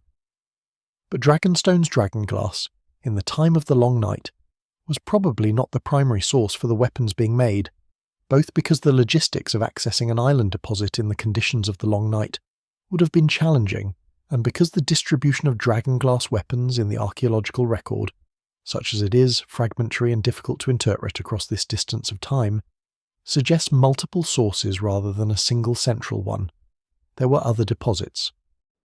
The far north contained volcanic regions where dragonglass could be found, and there is a particular significance to the location of one of the largest of these, beneath the ground in the region that is now called Dragonstone in the far north, the volcanic formation beneath the wall and the lands around it. The connection between the wall's eventual location and the proximity of dragonglass deposits in the surrounding region may not be accidental. When Bran the Builder and his allies chose where to raise the Great Barrier that would mark the end of the Long Night's domain, they may have been choosing a location that was strategic in more ways than the purely geographical, a location where the materials needed to fight the others were accessible, where the knowledge of those materials could be maintained and taught to the generations of defenders who would need it. The process of arming the Alliance with dragonglass weapons was slow and labour-intensive in ways that the present of the Long Night made extremely difficult. Working dragonglass requires skill and patience. It cannot be hammered like metal but must be worked by a technique called knapping, the careful removal of flakes from a core to produce the desired shape and edge. This technique was not part of the first men's existing craft knowledge, which was organised around bronze and the working of metal through heat and hammering. They had to learn it, in the middle of a catastrophe, from teachers whose methods of communication were not straightforwardly compatible with the ways the first men learned and transmitted practical skills. The children's greenseers played a role in this transmission that goes beyond what simple instruction could have accomplished. The Weirwood network, through which the greenseers could perceive across distance and time, was also, in ways that are difficult to articulate in the straightforward language of practical description, a medium through which certain kinds of knowledge could be shared more directly than words allow. The accounts from this period, fragmentary as they are, describe first men who learned things in dreams, who found knowledge in the godswoods where the Weirwood faces watched, who received what felt like understanding rather than instruction in the techniques that mattered. Whether this was literal, the greenseers somehow transmitting knowledge through the Weirwood network directly into the minds of first men who were receptive to receiving it, or whether it was metaphorical, a description of the particular quality of learning that happens when someone is completely immersed in and dependent on what they are learning, is impossible to determine from this distance. What matters is that the knowledge moved, slowly, imperfectly, at great cost and with many losses along the way. The knowledge of how to find and work and wield dragonglass moved from the children to the first men who were fighting alongside them. And as it moved, the character of the conflict began very gradually to shift. Here we should think about what the battles of the Long Night actually looked like, to the extent that we can think about them at all, given how little the historical record preserves of their specifics. The old stories give us almost nothing in the way of tactical detail. No descriptions of formations or strategies, No accounts of particular engagements at particular locations with known commanders and documented outcomes. What they give us instead is atmosphere and impression, the sense of what it was like to be on the side of the living in those fights, the quality of the experience rather than its logistical content. The great challenge of fighting the others was not simply the question of weapons, though weapons were essential. It was the combination of the others' alien nature with the army of the dead they commanded. An ordinary enemy, however powerful, can be fought with the methods of ordinary warfare. You can understand their tactics, predict their movements, find the weaknesses in their approach and exploit them.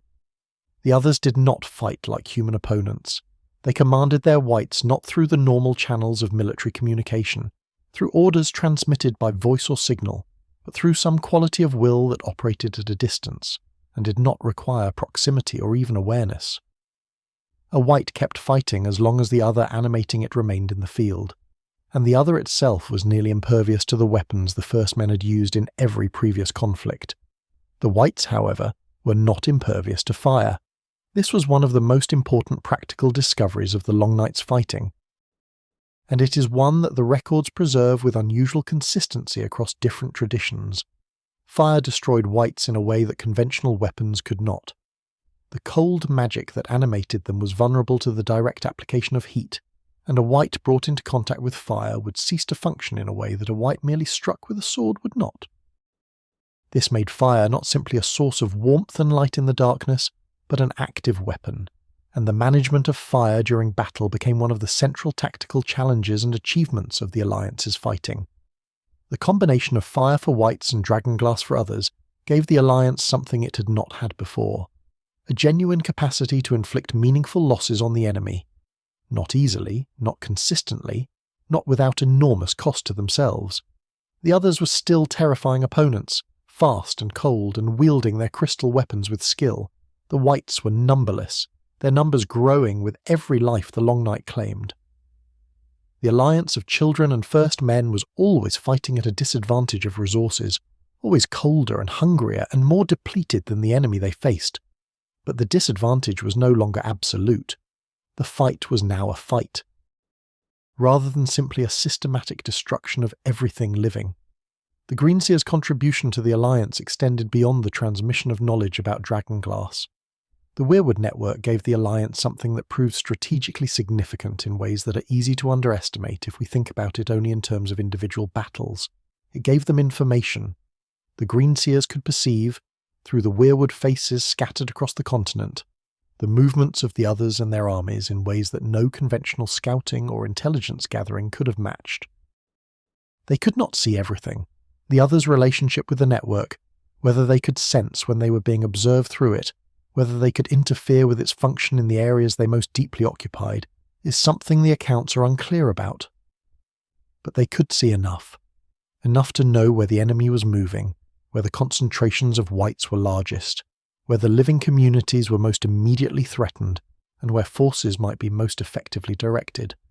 This informational advantage was asymmetric in the way that the best strategic advantages are. It cost the Alliance relatively little to maintain, because the Weirwood network existed already, and the Greenseer's use of it was a natural extension of capabilities they already possessed, while the benefit it provided was enormous. Because operating in the darkness of the long night without reliable information about the enemy's position was the kind of handicap that could make the difference between a managed defense and a total collapse. The question of dragons deserves careful handling here, because it is one of the most debated aspects of the long night in the traditions that study it, and the evidence is genuinely ambiguous in ways that make confident claims inappropriate. Some traditions, particularly those connected to the faith of R'lyeh and the legend of Azor Ahai, contain imagery that strongly suggests the involvement of dragons in the long night's end. Lightbringer itself, the burning sword of legend, has qualities in some accounts that sound less like a single blade and more like a description of dragonfire. Enormous, sweeping, capable of destroying armies rather than single opponents. The connection between Azor Ahai's fire and the specific nature of dragonfire is made explicitly in some of the more mystically inclined commentaries on the prophecy. The practical question is whether dragons actually existed in Westeros during the long night, and here we run into one of the genuine puzzles of Westerosi historical chronology. The dragons that would eventually come west with House Targaryen originated in Valyria, and the Valyrian civilization that bred and bonded dragons was a civilization that arose in Essos, not Westeros. By the conventional timeline, dragons were not present in Westeros in significant numbers before the Targaryen conquest, approximately 8,000 years after the Long Night. This seems to rule out the direct involvement of Targaryen-style dragons in the Long Night's resolution. But this conventional timeline is itself not without its complications. The world was, during the Long Night and the Age of Heroes, a place in which creatures and capabilities that later ceased to exist were apparently more common than they would become. The giants walked the land. The children of the forest were present in force. The Weirwood network was more extensive and more powerful than its diminished modern remnant. It is not impossible that creatures we would recognize as dragons, or proto-dragons, or things sharing dragons' essential relationship to fire, existed in some form in Westeros during this period and left no clear trace in the subsequent fossil record, which itself is not comprehensively studied or well understood. The world of the Long Night was different from the world that followed it, and the absence of evidence for dragons in that period is not, by itself, conclusive evidence of their absence. What seems safest to say is this: whether or not creatures we would call dragons were directly involved in the Long Night's fighting, the symbolic and thematic connection between dragonfire and the weapons that proved effective against the others is significant and probably not accidental. Fire, in all its forms, from the rough fire of burning wood to the refined fire of Azor Ahai's legendary sword to the dragon fire that would become the most powerful offensive capability in Westerosi history, is the counterpart of the other's cold in a way that the world's deeper logic seems to underwrite. The Long Night was a conflict between cold and warmth at the most fundamental level, and fire was the living world's most direct and concentrated expression of the warmth side of that conflict. Whatever specific weapons were used, whatever specific acts of heroism or sacrifice were required, the underlying logic of the fight was always a logic of fire against cold. The turning of the tide when it came was not a single moment. This bears repeating, because the stories tend to compress it into something more decisive and more dramatic than the slow process it almost certainly was. The Long Night did not end with a great climactic battle in which the hero drove Lightbringer into the heart of the great enemy, and the others dissolved into the morning air. Or if something like that happened, if there was a single decisive engagement in which a critical blow was struck, it was preceded by years of grinding struggle in which the Alliance slowly, painfully shifted the balance of the conflict from certain defeat toward uncertain survival, toward something that might eventually be called prevailing. The Battle for the Dawn is the name the legends give to the culminating engagement, and it is a name that carries within it both the scale of what was at stake and the quality of what was achieved. Dawn was what the living world was fighting for, not a political arrangement, not a specific territory, not the preservation of any particular culture or institution, but simply the return of light and warmth to a world that had been cold and dark for longer than most living people could remember. Dawn was the original, irreducible good that the Long Night had threatened to permanently extinguish, and fighting for it was therefore fighting for the very possibility of everything else.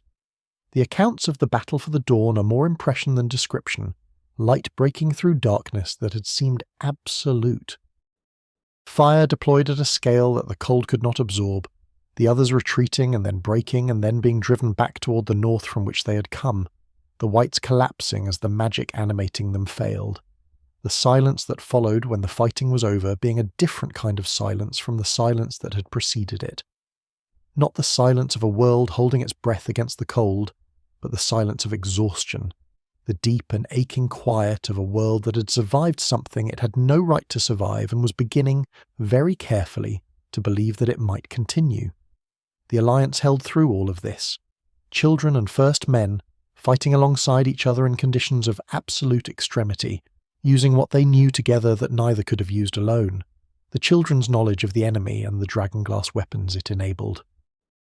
The first men's numbers and their capacity for the kind of organised, sustained collective fighting that the children, few in number and not organised for large-scale warfare in the conventional sense, could not have managed.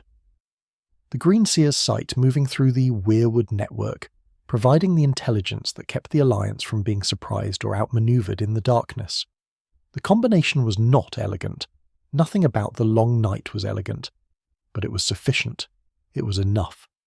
That word, enough, carries more weight here than it might seem to at first.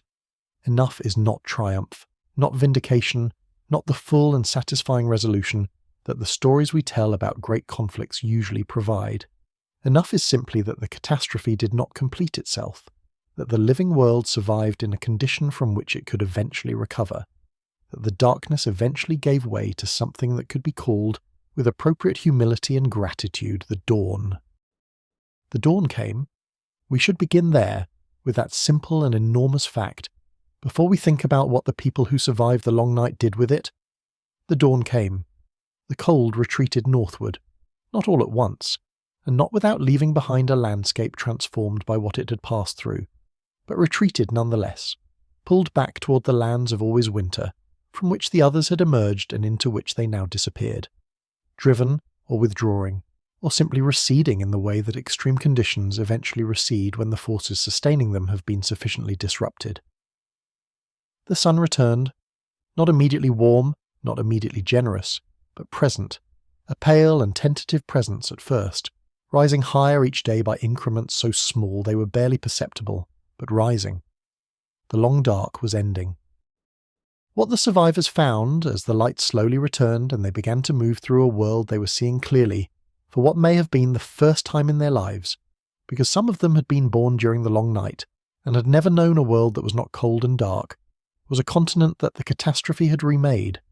The forests were diminished, both by the cutting of the first men in the years before the long night, and by the cold and darkness of the long night itself, which had killed trees that even the children of ancient woodland could not endure. The human population was a fraction of what it had been. How large a fraction we cannot say with any precision, but the accounts and the patterns of settlement visible in the archaeology of the period suggest that the long night had done to the civilization of the first men something like what a great fire does to a forest, reducing it to scattered pockets of survival, from which eventual regrowth would be slow and uncertain. The children were fewer still, reduced to remnants in the deepest and most sheltered of their weirwood groves, the living memory of a people that had already been diminishing before the catastrophe and had been further diminished by surviving it. This was the world that confronted the survivors, vast, cold, scarred, emptied, full of the evidence of what had happened and almost empty of the people who would need to rebuild. And the question those survivors faced, once the immediate demands of continued existence had been addressed, once the first tentative steps toward warmth and food and the reconstruction of the basic conditions of life had been taken, was a question that went beyond the practical work of recovery. It was a question about memory, about whether what had just happened would be remembered, about whether the knowledge of what the darkness had been, what it had required, what weapons and alliances had proven capable of standing against it, would be transmitted to the generations that followed, generations that would not have lived through the long night, who would know it only as story, who would face the constant human temptation to let the urgent demands of the present push the catastrophes of the past into the comfortable distance of legend and myth. The survivors understood, with the clarity that comes from having faced something at the absolute limit of what civilization can endure, that the long night might not be over in the final sense, that what had been driven north had not been destroyed, that the conditions that had produced the catastrophe, the others, the cold, the army of the dead, still existed somewhere beyond the range of ordinary human perception, waiting in the frozen darkness of the far north with whatever patience such beings were capable of.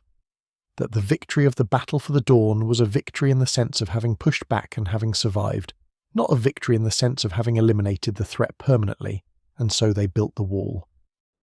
This decision, the decision to raise a physical barrier of such staggering scale that it would constitute not merely a fortification but a statement, a monument, a civilization's committed and permanent acknowledgement of what it had survived and what it feared, is one of the most significant acts in the history of Westeros. More significant in some ways than any of the battles that preceded it, because battles are events and the wall was an institution, something intended to outlast any individual or any generation or any particular political arrangement, something meant to stand as long as the threat it was built against remained real, which is to say, potentially, forever. The wall runs for 300 miles from the Shivering Sea in the east to the western coast, separating the inhabited lands of Westeros from the vast, largely unmapped territory known as the True North. It stands over 700 feet tall at its highest points, a height so extreme that it requires a moment of genuine contemplation to appreciate. 700 feet of ice, packed and compressed and reinforced over thousands of years until it is harder than any naturally occurring ice, dense enough that it does not behave like the ice of frozen rivers or winter ponds, something more permanent and more fundamental than seasonal cold could produce. From the top of the wall on a clear day, a man can see for miles in both directions. South to the green and grey lands of Westeros, north to the white and silent expanse of a landscape that seems to belong to a different world entirely. How it was built, and who built it, is where the history becomes legend in ways we cannot cleanly separate. The name the stories attach to the wall's construction is Bran the Builder, Brandon Stark, the legendary founder of House Stark and the most celebrated figure in the northernmost of the First Men kingdoms that survived the Long Night. What we can say about Bran the Builder with confidence is very little, because he exists at the exact boundary between history and legend, a figure whose name appears in so many foundational stories, The Wall, and also Winterfell, and also Storm's End, though how one man could have been responsible for so many architectural achievements spread across such geographic distance is a question the Maesters approach with appropriate skepticism. It is possible that Bran the Builder was a real person who led the initial construction of the wall and whose name became attached over generations of retelling to other great works of the same era.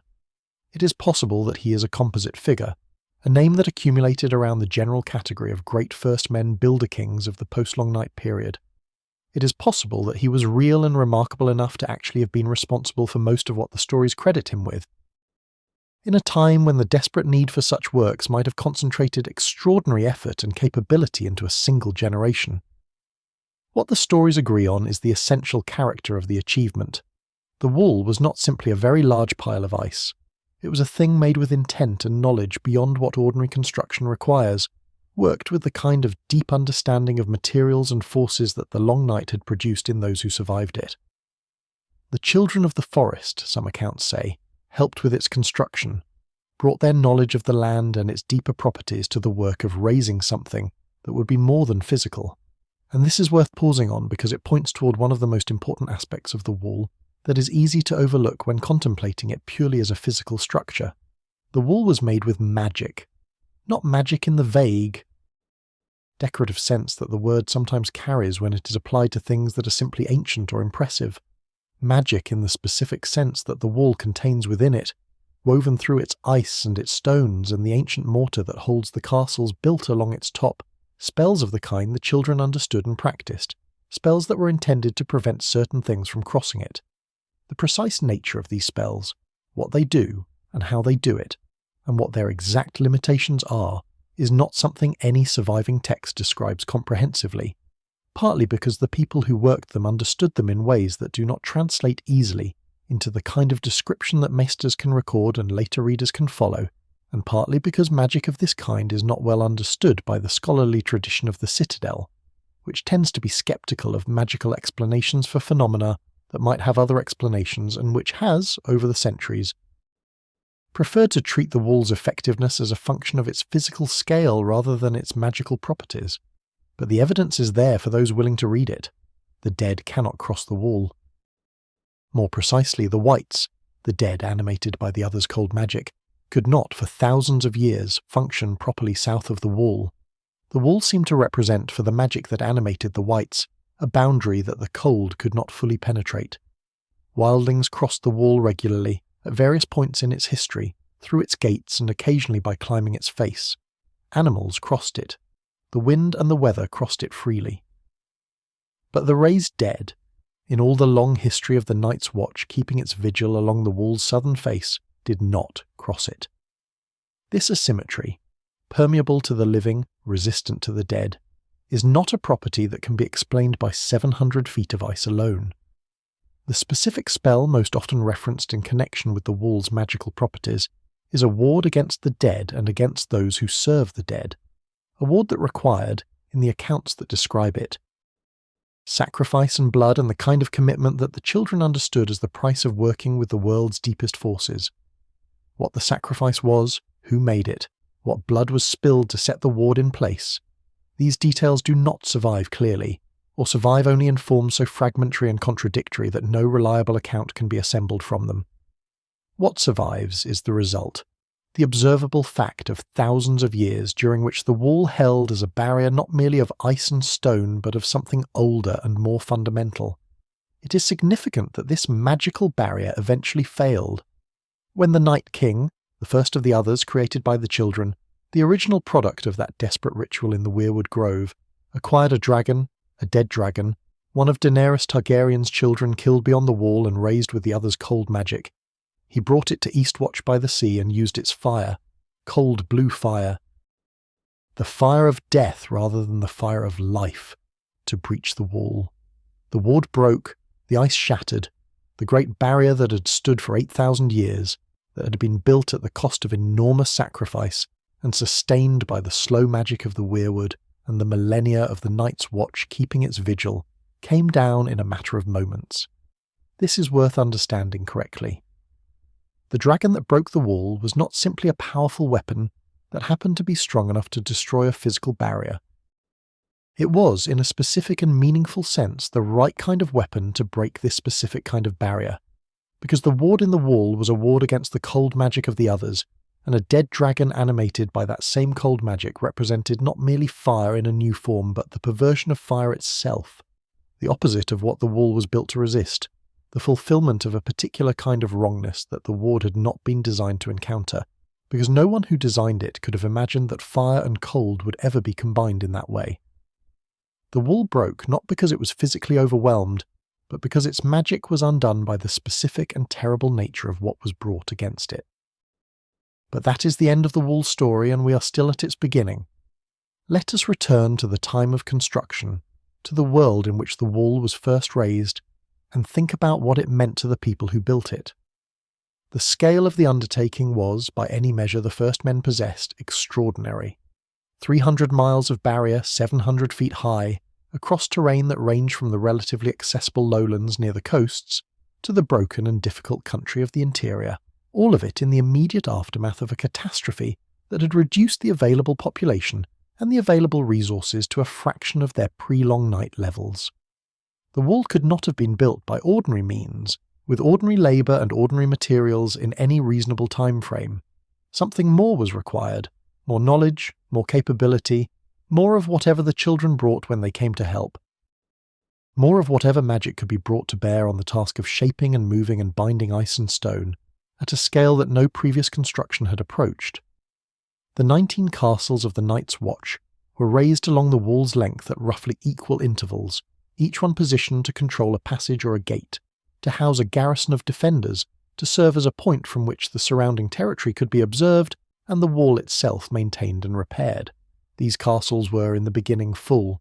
The Night's Watch at its founding was not the diminished and under-strength institution it would become over millennia of declining support and fading memory. It was a serious military organisation, staffed by the best warriors the surviving kingdoms could provide, equipped with the knowledge of what they were guarding against, and the genuine belief, fresh from the experience of the long night, that the thing they were guarding against was real. The founding of the Night's Watch is inseparable from the building of the wall, in the way that any great defensive structure is inseparable from the question of who will man it. A wall without defenders is simply a wall. It can be scaled, or tunnelled under, or walked around if it does not extend to impassable natural barriers at both ends. The long night had taught the survivors that the enemy they had faced was not the kind of enemy that could be defeated once and trusted never to return, and so the defence they constructed was not a passive one. The wall required human presence, human vigilance, human knowledge maintained and transmitted across generations. It required an institution. The vows of the Night's Watch are among the most ancient formal commitments in the history of Westeros, and they are worth dwelling on because they contain within them a precise record of what the Watch's founders understood themselves to be doing. Night gathers, and now my watch begins. It shall not end until my death. The language is unambiguous, not a term of service, not a commitment of years or decades after which a man might return to his ordinary life, but a permanent surrender of the ordinary life entirely, a dedication of everything remaining to the single purpose of standing guard against the darkness. I am the sword in the darkness, I am the watcher on the walls, I am the fire that burns against the cold, the light that brings the dawn, the horn that wakes the sleepers, the shield that guards the realms of men. This is not the language of a military institution describing its tactical role.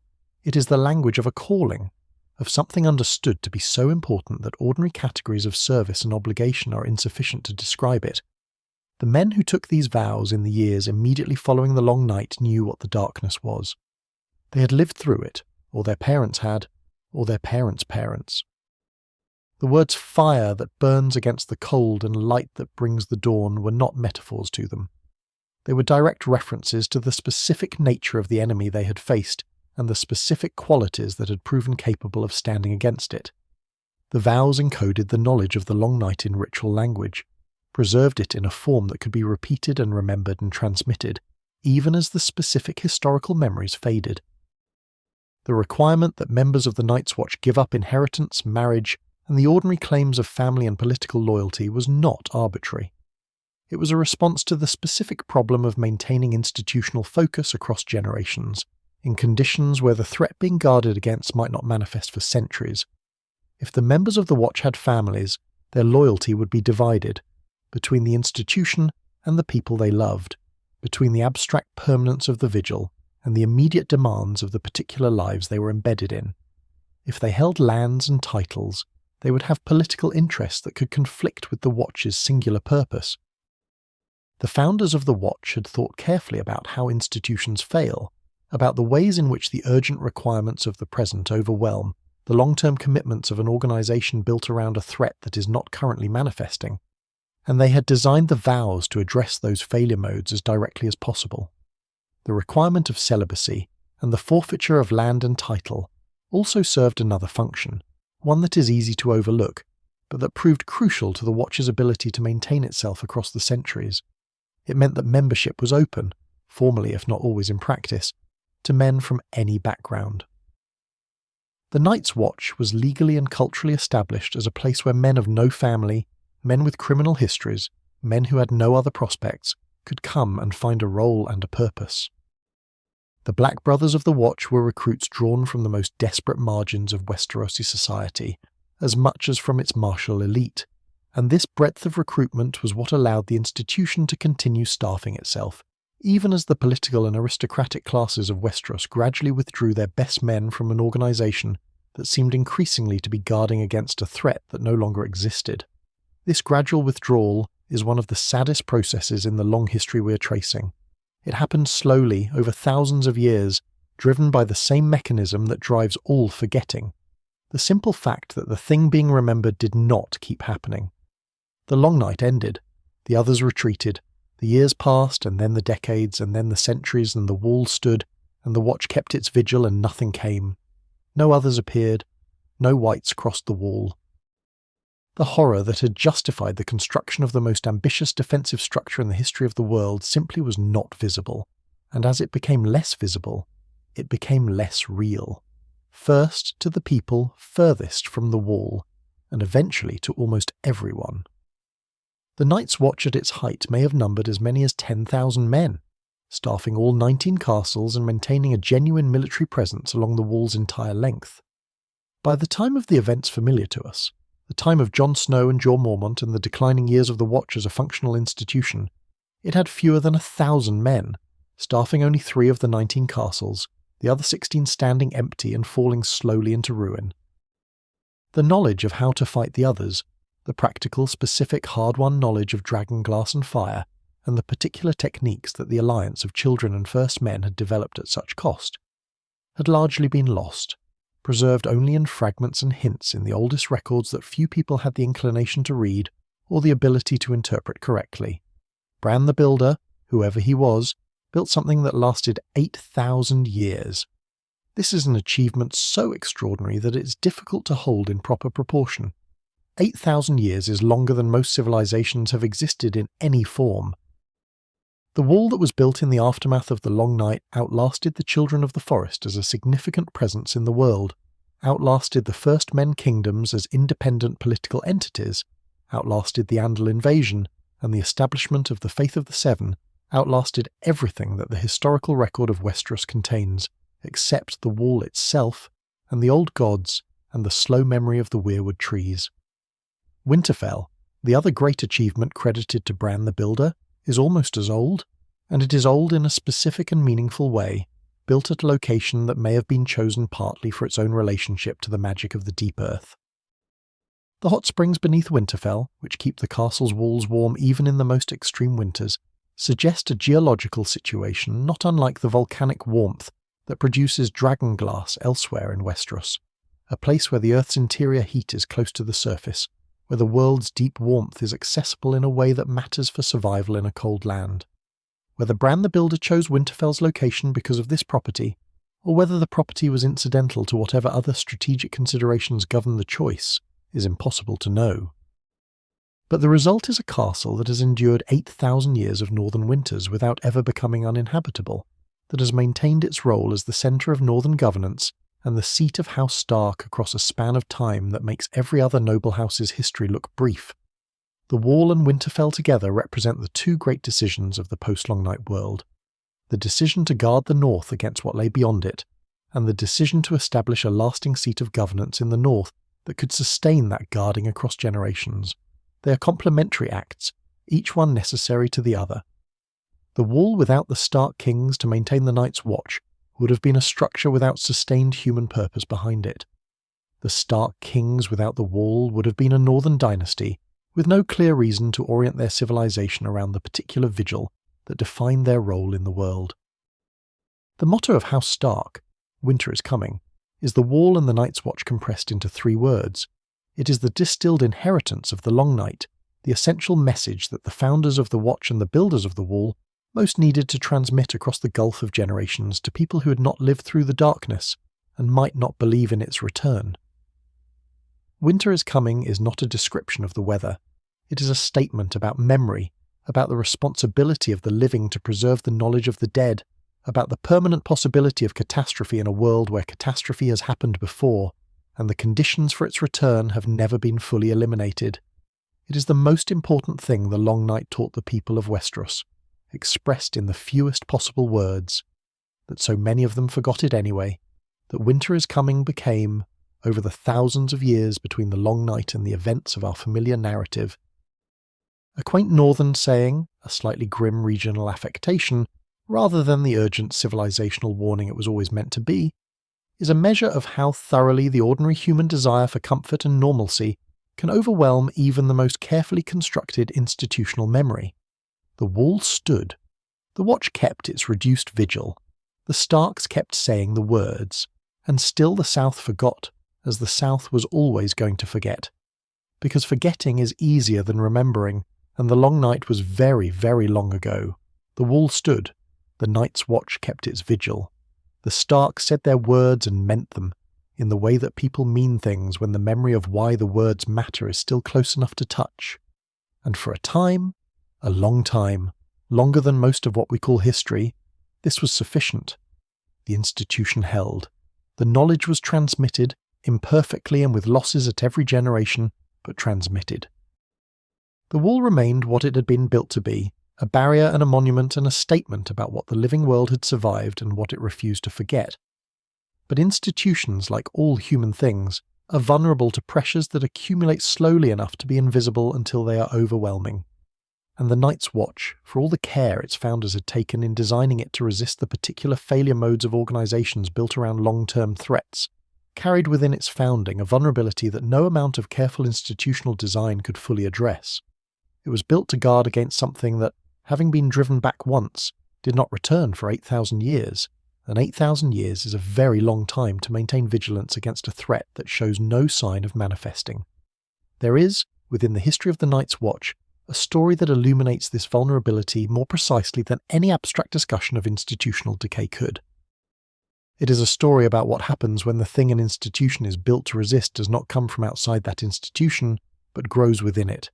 A story about corruption and consequence, about the particular danger of a long vigil in a cold and isolated place, about what the darkness can do to a person who is supposed to stand against it when that person is not attacked directly, but is instead, gradually and almost imperceptibly, drawn toward it. The story is the legend of the Night's King. We should be careful with this name, and careful about how we approach what follows, because the Night's King legend sits in a particularly ambiguous position within the historical record. It is preserved in the traditions of the North with unusual consistency, appearing in accounts from multiple independent sources, referenced in ways that suggest the people telling it believed it described something that had actually happened rather than a purely instructive fable, and yet it has the quality, in its details and its arc, of a story that has been shaped by the needs of the people who transmitted it, in ways that make the boundary between event and cautionary tale difficult to locate. The maesters of the Citadel have treated it with the skepticism they bring to all accounts from this period, noting that the specific details cannot be verified, and that the story's moral neatness, the way it so perfectly illustrates the dangers of precisely the kind of corruption the Night's Watch was designed to prevent, makes it suspicious as straightforward history. With all of that acknowledged, let us tell it. Because whether or not every detail corresponds to a literal historical event, the legend of the Night's King preserves something real about the Long Night's enduring influence on the world that came after it, and about the particular vulnerabilities of the institution that was built to be the Long Night's permanent answer. The Night's King, as the legend tells it, was the 13th Lord Commander of the Night's Watch. He was, before he took the Black, a warrior of renown, a great fighter by all the accounts that describe him before his command, the kind of man whose physical capability and personal courage made him a natural leader in the martial culture of the First Men Kingdoms of the North. He rose through the ranks of the Watch as men of that quality do, and eventually he came to hold its highest position, the Lord Commander's seat, with all the authority and responsibility that entailed. What happened to him did not happen in battle. It did not happen in any of the ways that the founders of the Night's Watch had identified as the primary threats to the institution's integrity: the divided loyalty of family, the distraction of political interest, the simple human desire for comfort and ease in preference to the cold difficulty of the vigil. What happened to him happened in the night, beyond the wall, in a place and manner that the stories describe in language that is deliberately sparse and evocative, rather than precise and explanatory. He found a woman in the haunted forest, the vast and largely empty territory north of the wall that the Night's Watch called the Haunted Forest, because of what the long night had done to the understanding of what lived there, and what moved through the darkness between its trees. A woman with skin as white as the moon, some versions of the legend say, eyes like blue stars, cold to the touch. No breath misting in the frigid air around her, because cold things do not exhale warmth, and the Lord Commander, seeing her, did not do what every piece of his training and every vow he had taken, and every fact about the world that the Night's Watch existed to defend against should have impelled him to do. He did not turn away. He did not raise his weapons, he did not sound the alarm. He loved her. Or what happened to him in that moment had the shape and some of the qualities of love. The complete reorientation of a person's attention, the sense of having encountered something so significant that everything previously valued becomes secondary to it, the willingness to act against every other commitment in service of the new one. Whether it was love in any sense the word normally carries, or whether it was something that used love's mechanisms to accomplish something else entirely, is one of the questions the legend raises and declines to answer. Perhaps the distinction does not matter as much as we might think, if the outcome is the same. He brought her back to the Night Fort, the great castle in the centre of the wall, the largest and most formidable of the 19 castles of the Night's Watch, the one that sat at the wall's midpoint and served as the Lord Commander's seat, and there he declared himself king.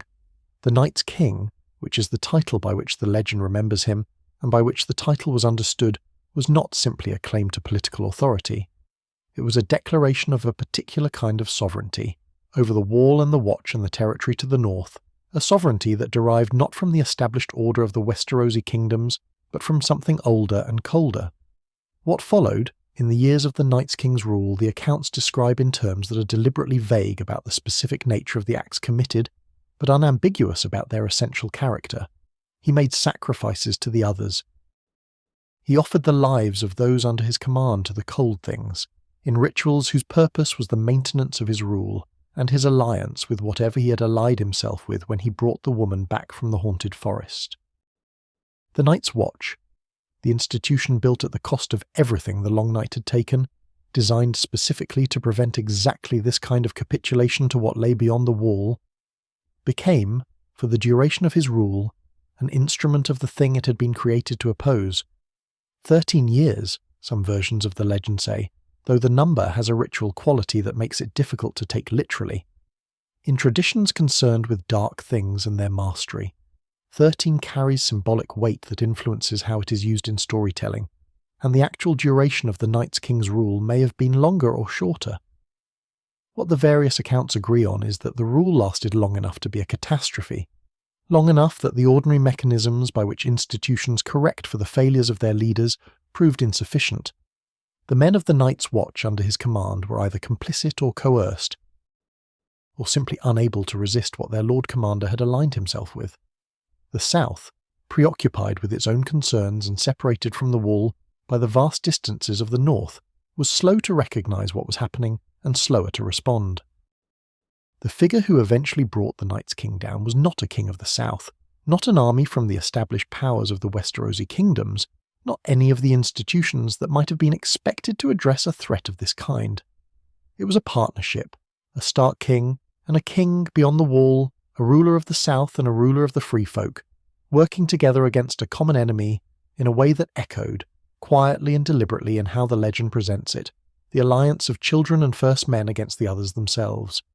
Two peoples who had their own reasons for hostility toward each other, choosing to set that hostility aside in recognition of something more important than either of their individual interests. The alliance between the Stark King and the Wildling King is one of the most significant details in the Night's King legend, and it is worth pausing on it before we continue. The free folk, the people who lived north of the wall, who refused to kneel to the southern kings and who were called Wildlings by those who considered them uncivilized, had, since the building of the wall, occupied an ambiguous position in the Westerosi understanding of the world's geography. The wall separated the realm from what lay beyond it, but the free folk were not others. They were not the dead. They were people, with their own cultures and traditions and ways of organizing their lives, who had simply chosen to live in the harsh territory north of the wall rather than acknowledge the authority of the southern kingdoms.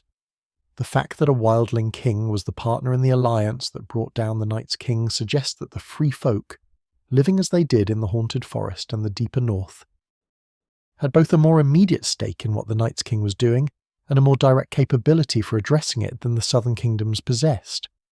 The Night's King was defeated, and the Night Fort was reclaimed, and the institution of the Night's Watch was restored to something like its intended purpose. And then something happened that is, in its way, the most resonant detail in the entire legend, something that tells us more about how the first men and their successors understood the power and danger of what the Night's King had been and done than any description of the battle that ended his rule. His name was erased, not simply removed from official records, not merely struck from the rolls of Lord Commander, though those things were done. His name was actively hunted out of every account in which it appeared, expunged from every inscription, cut from every chronicle. The people who defeated him did not simply kill him and move on.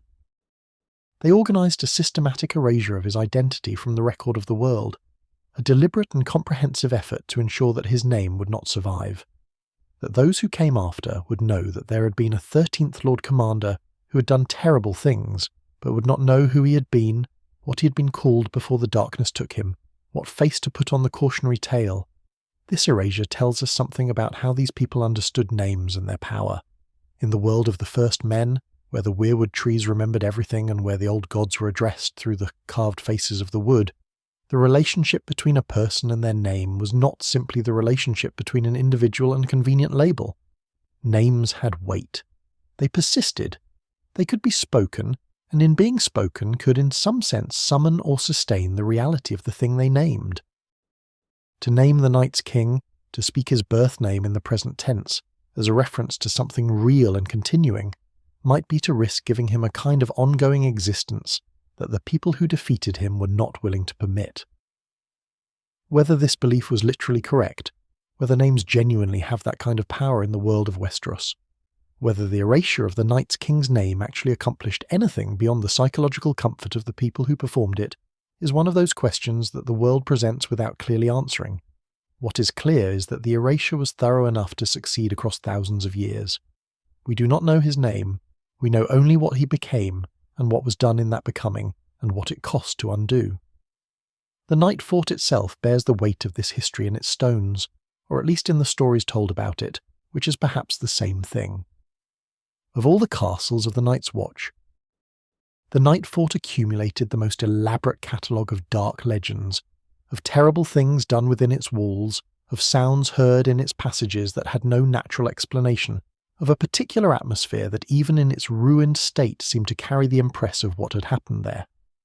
When Bran Stark and his companions passed through the Night Fort on their way north, passing through the Black Gate, the hidden gate in the wall controlled by a face of the old gods that would open only for a man of the Night's Watch who spoke the vow, they were walking through the most haunted place in the history of the institution, through the place where the corruption of the Watch had been most complete and most terrible, where the dark thing that the Watch had been built to prevent had instead grown in the Watch's own centre. The Night's King legend shadows everything about the Night's Watch that follows it. It is the cautionary tale that the institution carried within itself about its own most dangerous vulnerability, not the danger of simple failure, of being overwhelmed by superior force or undermined by insufficient resources, but the danger of becoming what it was meant to oppose.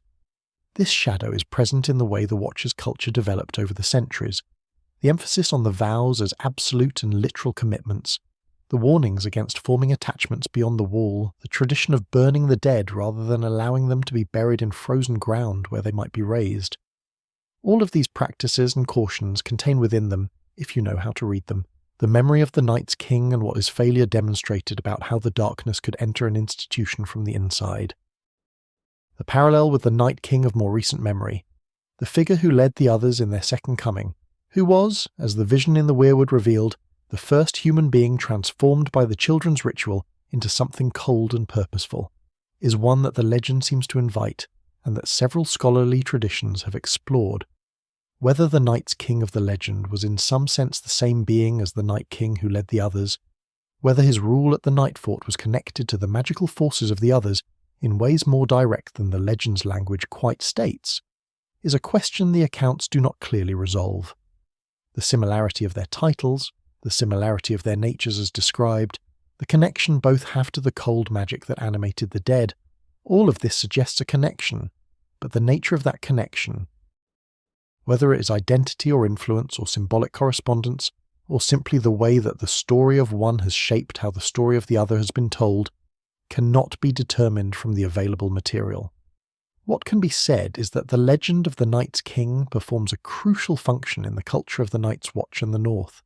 It is the story that the institution tells about its own worst possibility, the cautionary tale that acknowledges, without flinching, that the thing guarded against is capable of entering through unexpected doors, that the vigil itself creates conditions of isolation and extremity in which certain kinds of corruption can take root, that no institutional design, however careful, is immune to the particular danger of an individual who chooses the darkness from the inside. The legend does not resolve this danger. It simply names it, holds it up clearly, refuses to pretend it is not real. This is, in its way, a form of the same honesty that the building of the wall represented.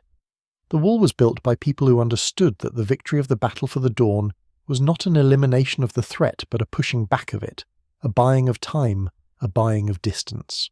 The Night's King legend was preserved by people who understood that the institution built to maintain that distance was not itself immune to what it guarded against. Both the wall and the legend acknowledge the same essential truth, that the darkness does not give up, that it persists and probes and seeks entry at whatever points are available, and that the only response to this persistence is a vigilance that is itself permanent and that can never afford to become comfortable with its own apparent success. The Stark who led the alliance against the Night's King did one more thing after the defeat, and it is recorded in the most laconic terms in the traditions that preserve it, but its implications are significant.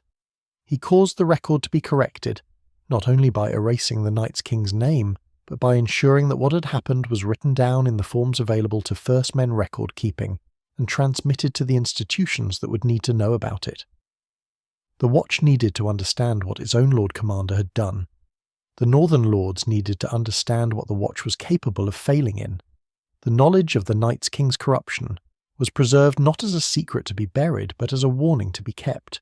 This impulse, to record the worst things clearly, to ensure that the knowledge of failure and corruption and near disaster was not lost along with the names of those responsible for it, is one of the better impulses in the First Men tradition, and one that serves as a counterweight to the erasure of the Night's King's name. Both things happened. The name was taken away. The story was kept. The person was unmade from the record and the act was preserved within it, because what mattered was not who he had been before the darkness took him, but what the darkness had done through him, and what that demonstrated about the nature of what the Watch was guarding against. By this point in the history we are tracing, the Long Night is not simply a past event but an ongoing presence.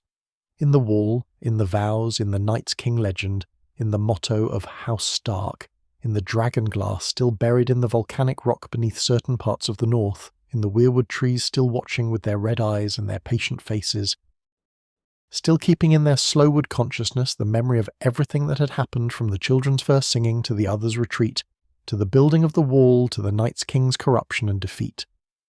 The Long Night is over, in the sense that the darkness has retreated, and the cold has pulled back, and the dead are not walking through the world in armies. But it is not over in the sense of being finished, of having no further claim on the living world, of being safely past. The watch that stands on the wall in the aftermath of the Night's King legend is an institution that has been tested in a new and particular way, that has demonstrated a vulnerability it did not previously know it had, and that has survived the demonstration. Diminished, perhaps, shaken by the knowledge of what its own leader had been capable of, but surviving, continuing the vigil, keeping the fires burning on the wall's top, sending out its rangers into the haunted forest to observe and report, maintaining the 300 miles of ice and stone and old magic that stood between the realm of the living and whatever still waited in the lands of always winter. The darkness is patient. The Night's King legend teaches this above all else. It waited thousands of years before sending one of its own to sit in the Lord Commander's seat. It will wait more thousands of years if it must.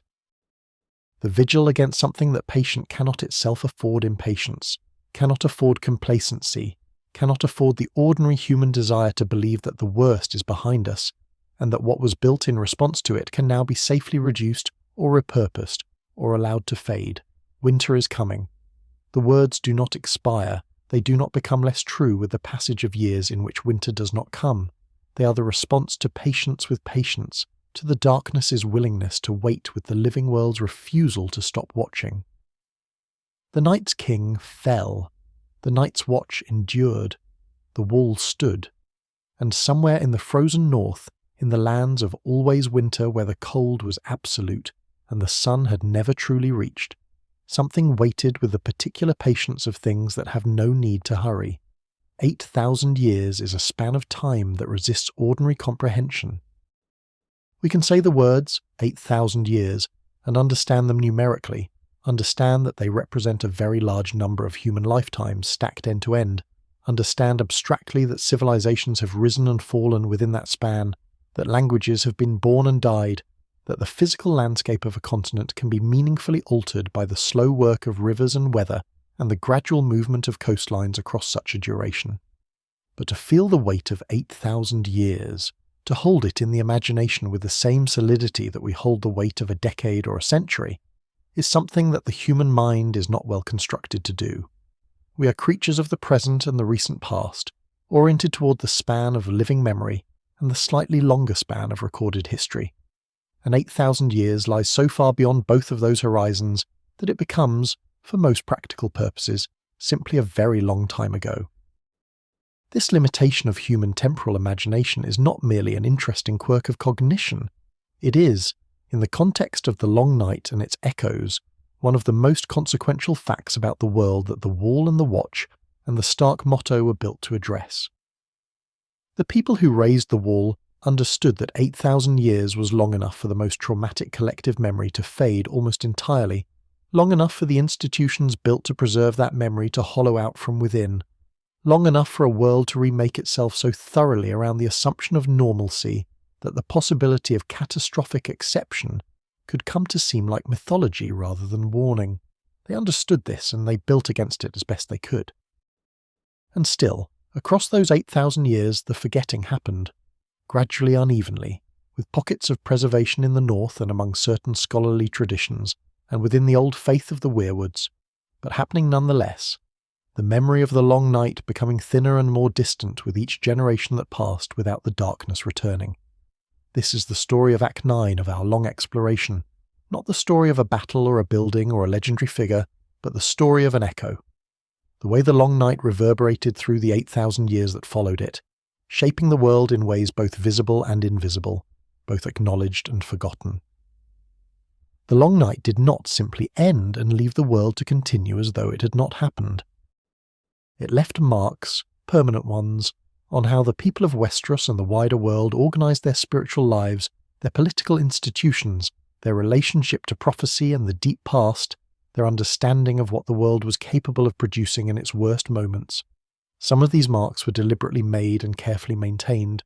Others were the unintended residue of an experience so extreme that it shaped everything that came after it in ways the people being shaped could not always see or name. Let us begin with religion, because religion is one of the places where the marks of the long night are deepest and most enduring, even when the connection to the long night has been lost or obscured over the long passage of years. The faith of the Seven, which became the dominant religion across most of Westeros following the Andal invasion several thousand years after the Long Night, is not obviously or directly a response to the Long Night. The Andals brought the faith with them from Essos, where it had developed in a cultural context largely separate from the specific history of Westeros and its particular catastrophe. The 7 aspects of the divine that the faith worships — father, mother, warrior, smith, maiden, crone, stranger — do not map straightforwardly onto the specific experiences of the Long Night, and the faith's theology does not explicitly incorporate the Long Night as a foundational event in the way that some other religious traditions do. And yet, the stranger, that 7th and most unsettling aspect of the divine, the one that the faith addresses most obliquely and most reluctantly, the one whose face is never shown and whose nature is associated with death and the unknown, and the passage from the living world to whatever lies beyond it, the stranger carries within its characterization something that resonates with the Long Night's particular horror. Not the horror of the others as alien cold intelligences, but the horror of the raised dead, of the familiar made terrible, of the thing that should be at peace but is not, that wears the face of someone known but is no longer that person in any meaningful sense. The stranger is the religious encoding of this particular anxiety, the aspect of the divine that the faith uses to address the human encounter with death as something not simply final, but potentially reversed, potentially weaponized, potentially turned against the living by forces that do not share the living world's values. Whether this is a direct influence of the Long Night on the theology that eventually became the faith of the Seven, or whether it represents an independent convergence, different cultures arriving at similar symbolic territories, because the anxiety of death reversal is universal enough to generate religious responses across cultural contexts, is impossible to determine. What is interesting is simply that the stranger exists, that the faith found it necessary to include this figure in its divine hierarchy, and that the characterization of the stranger so precisely addresses the specific form of terror that the Long Night at its most fundamental level represented. The old gods, by contrast, are a much more direct and more legible echo of the Long Night and its world. The Weirwood trees and their carved faces, the godswoods maintained in castles throughout the north and in scattered southern holdouts where the first men tradition was preserved, the practice of silent prayer in the presence of the white bark and the red eyes and the watching. All of this is literally a continuation of the Children of the Forest's practice, maintained by the first men who adopted it, and transmitted through thousands of years with remarkable fidelity to its original form. The old gods are the Long Night's world still present in the everyday life of the people who kept the faith.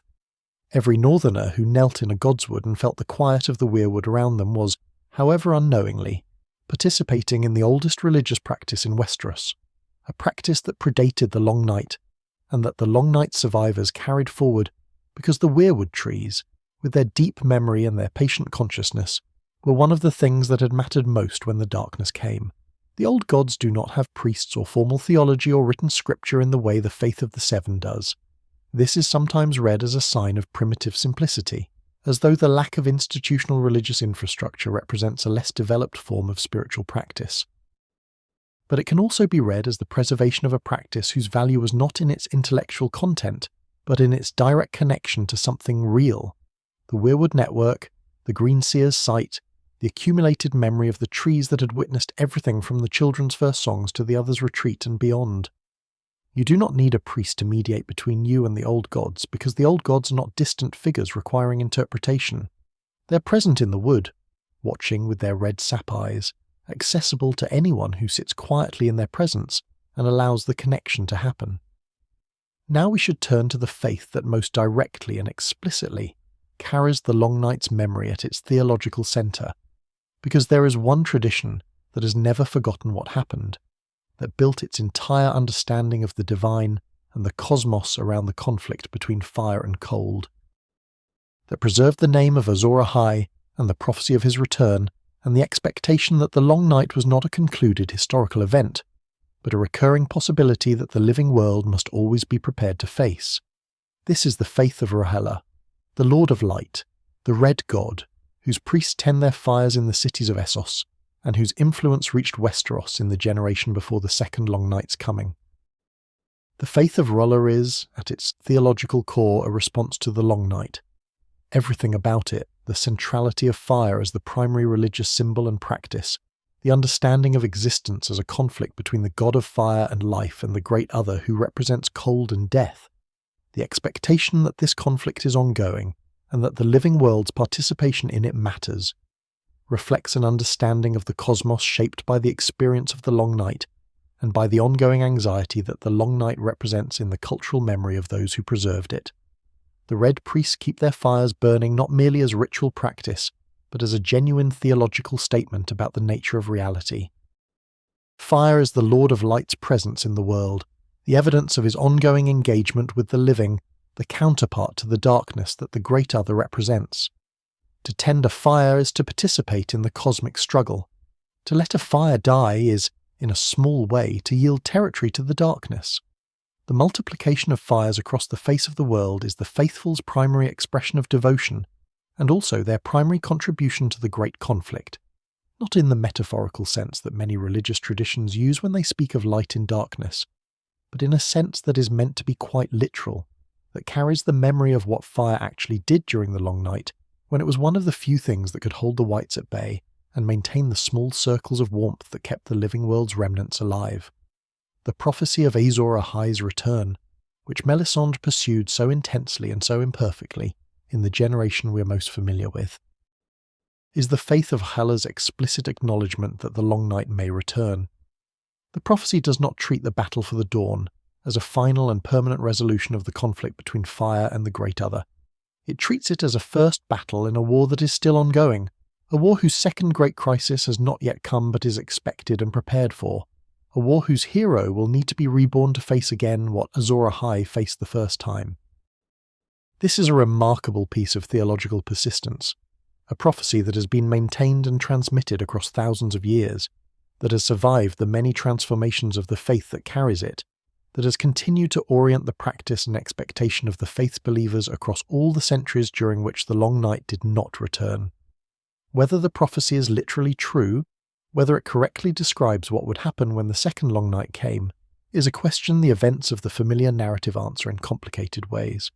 Melisandre believed it applied to Stannis Baratheon and was wrong. She came to believe it might apply to Jon Snow and was, in the end, perhaps closer, though the manner of the Long Night's resolution, through Arya Stark rather than through a prophesied fire hero, complicated any straightforward reading of the prophecy's fulfillment. What the prophecy did accomplish, regardless of how precisely it described actual events, was the preservation of a genuine understanding that the Long Night was possible again, that the conditions that had produced it once had not been permanently eliminated, that preparedness and fire and the identification of those capable of wielding fire effectively against the cold were not merely historical concerns, but potentially urgent present ones. The free folk, the wildlings, to use the term the South applied to them, preserved the Long Night's memory in a different way, one that is less theological and more directly practical. Living north of the Wall, in the territory most immediately adjacent to the lands of Always Winter, the free folk maintained in their oral traditions a much more specific and more urgent memory of what lay further north than the Southerners, who had retreated behind the wall and allowed themselves to forget. The free folk could not forget, because they had not placed a 700-foot barrier between themselves and the memory. They lived in its neighbourhood. They knew what the haunted forest could contain. They understood, in a way that the comfortable Southerners could not easily access, that the cold things to the north were not legendary figures from a finished past, but real and present dangers whose absence was temporary rather than permanent. Mance Rayder, the king beyond the wall, whose gathering of the free folk drove one of the central tensions of the familiar narrative, understood something that the Night's Watch and the Southern Lords either did not know or refused to believe. He gathered his people south, gathered them in numbers that had never been assembled before, with an urgency that suggested desperation rather than ambition, because he had seen the signs that the others were moving again. Dead things in the woods, cold that was different from normal cold, that persisted in ways it should not and deepened in ways that had no seasonal explanation. The giant gathering of free folk that descended on the wall in the period of Jon Snow's first command was not an invasion in the political sense. It was a migration of people who knew what was coming and understood that being south of the wall when it came was a matter of survival rather than comfort. The signs that preceded the second long night are worth cataloguing, because they were present and visible to those who knew how to read them, and because the tragedy of the familiar narrative's opening years is largely the tragedy of a world that had the signs placed before it and could not bring itself to read them correctly. The direwolves returned south of the wall, the Stark children each finding one, the cubs of a dead mother killed by a stag's antler, an omen so straightforward that old Nan could have read it in her sleep.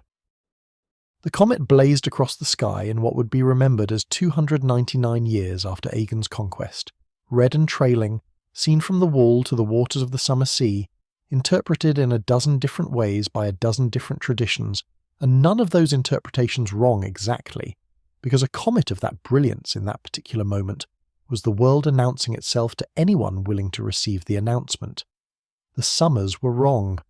This is perhaps the most technically significant of the signs, in the sense of being the one most grounded in the world's physical behaviour, rather than in symbolic or prophetic interpretation.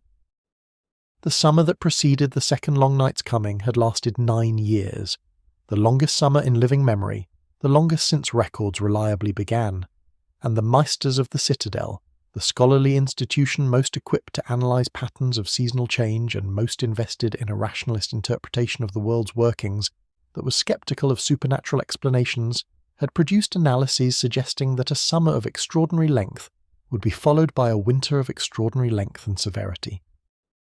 The mathematics of the world's seasonal behaviour, whatever caused it, appeared to be governed by something like conservation, as though the world had a fixed allocation of warmth and cold, and a very long summer represented a debt that a very long winter would eventually collect.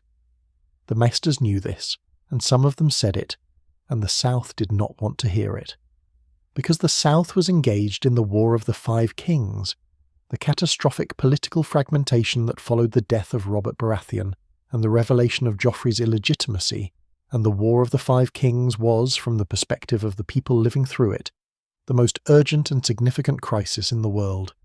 Kingdoms were being broken, noble houses were being extinguished, the Iron Throne was contested by multiple claimants with armies and dragons, and the full apparatus of Westerosi political violence. The idea that all of this mattered less than a threat from beyond the wall, a threat that the South had been largely dismissing for 8,000 years as the Northerners' particular obsession, was not an idea the South had any institutional capacity to take seriously. This is the tragedy of forgetting as a civilizational practice. Not simply that the knowledge was lost, though it was, but that the loss created a kind of motivated blindness, a structural inability to process the information that was available. The South could not read the signs correctly because it had no framework within which the signs made sense. The Long Night was not in the South's mental model of possible events. It was in the category of things that happened in legends, in the stories old women told to frighten children, in the religious claims of northern barbarians and R'hllorist fire priests, whose theology the educated classes of King's Landing regarded with polite scepticism at best. When the evidence of the Long Night's return was placed before Southern Lords and Southern Masters, it was processed through the filters of this existing mental model and found not to fit, and what does not fit the existing model is very difficult for any mind, individual or collective, to take seriously. Jon Snow's experience at the Fist of the First Men, and later at Hardhome, was the South's model being shattered by direct encounter with what the model could not accommodate. He saw the dead rise, he saw the others move, he saw Hardhome's entire population turned in moments, from the desperate living into the army of the dead, saw the Night King raise them with a gesture as casual and complete as a conductor lifting his hands before an orchestra. And he brought this knowledge south with him, and found that knowledge nearly as difficult to transmit as the children's knowledge of dragonglass had been to transmit during the long night itself. The words were available, the concepts were available.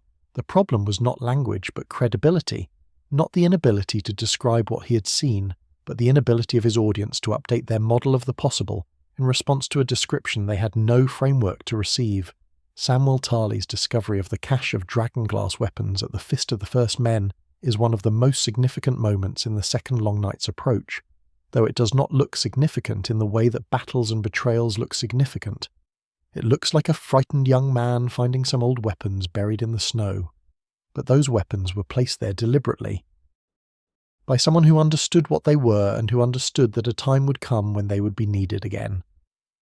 The cache at the Fist was not an accident of preservation.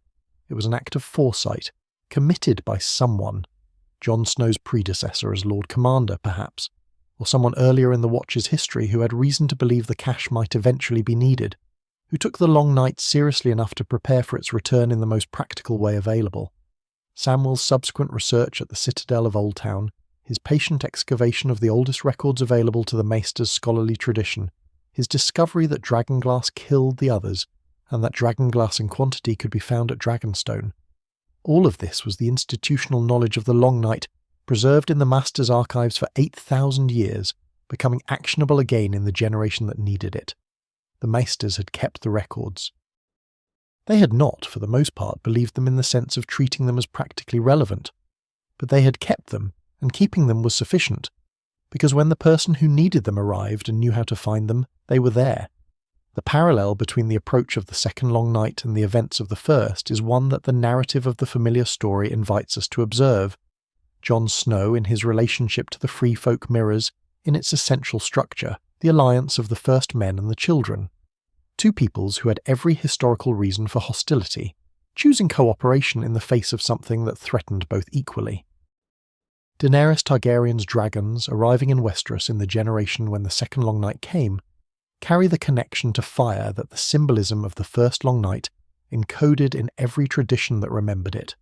The reforging of ice, the great Valyrian steel sword of House Stark, melted down and reforged into two blades, one of which eventually returned to Stark hands as Longclaw in Jon Snow's possession, is the Long Night's metallurgy, the ancient connection between Valyrian steel and dragonglass, and the magic that made the others, coming back into relevance 8,000 years after its first application.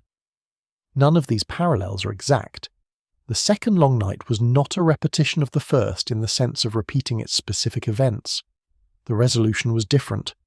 The Night King was brought down not by a prophesied hero wielding a burning sword, but by a young woman moving with the particular lethality that years of training with the Faceless Men had given her. A Valyrian steel blade in her hand, and the memory of everything she had lost and everything she was fighting for present in the quality of her attention. The wall fell before the final battle rather than standing as its precondition.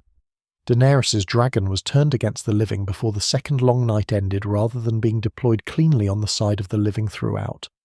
The Second Long Night was messier and less narratively satisfying than the first, if the first was ever as clean as the legends make it appear, which we have reason to doubt.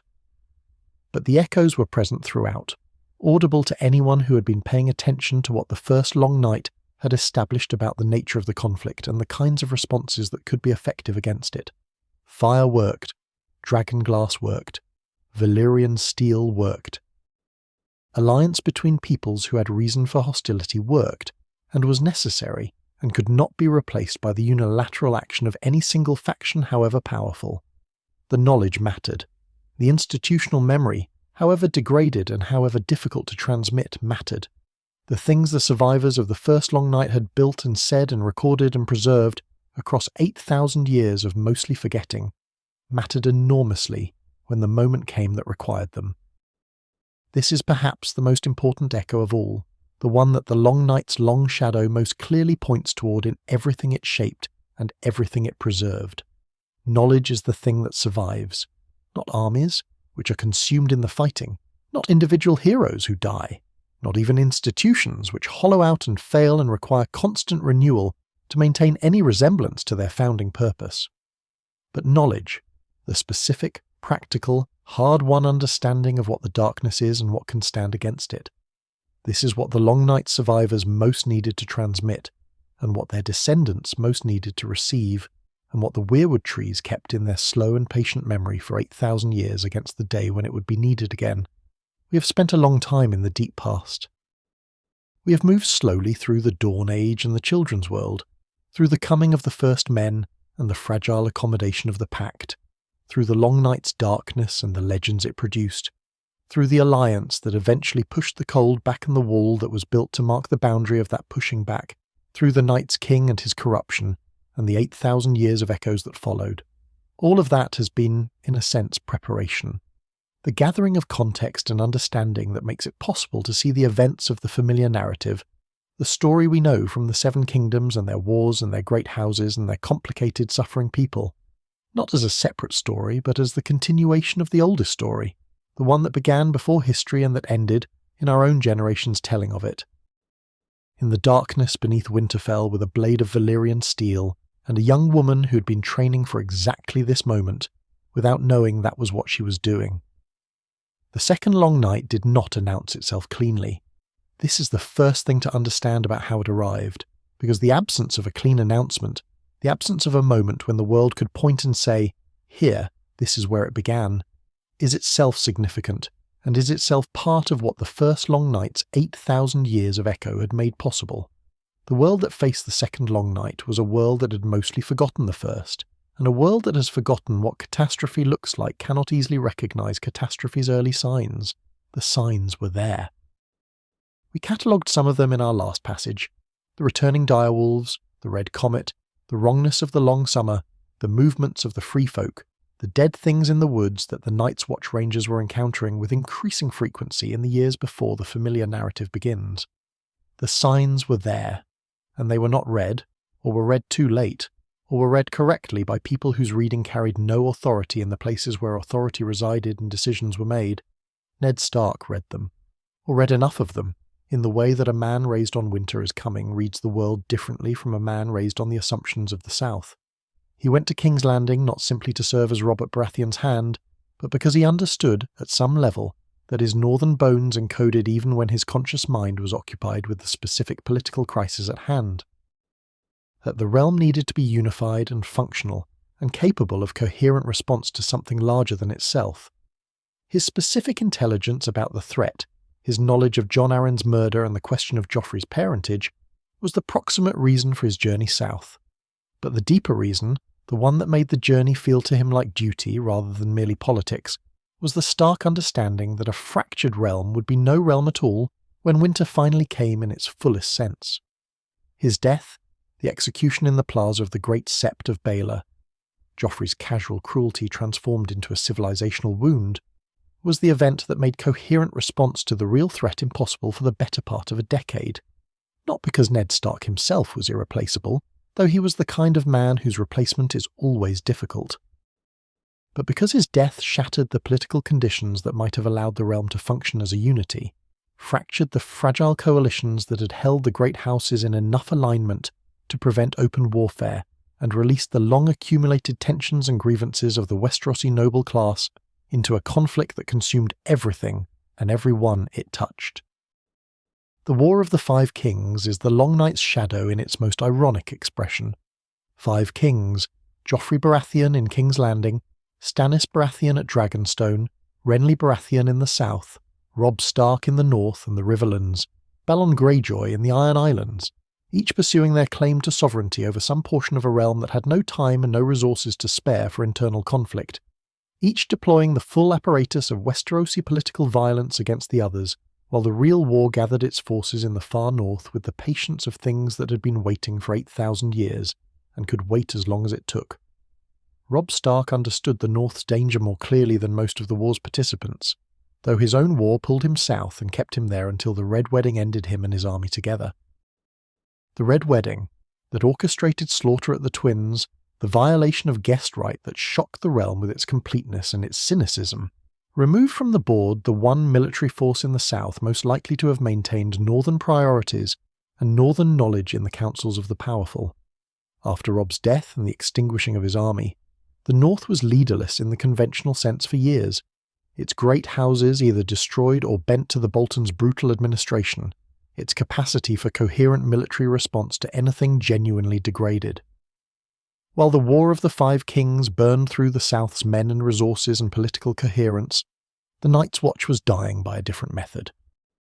Not through violence inflicted from outside, but through the slow hemorrhage of strength that institutional decay produces, men leaving, men dying, men not being replaced because the realm that was supposed to supply replacements was too consumed in its own conflicts to attend to an institution that was guarding against something most of those conflicts' participants did not believe was real. When Jon Snow arrived at Castle Black as a new recruit in the early stages of the familiar narrative, the Watch numbered fewer than 1,000 men.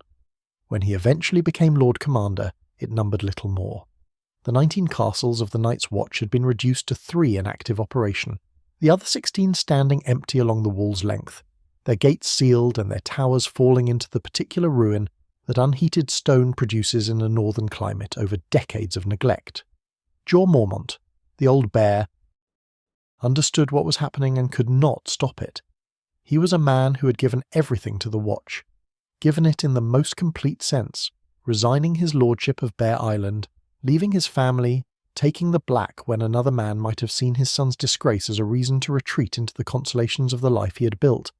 He understood the North, and he understood the Watch's purpose, and he understood that the Watch as it currently existed was not adequate to the threat that was building beyond the Wall.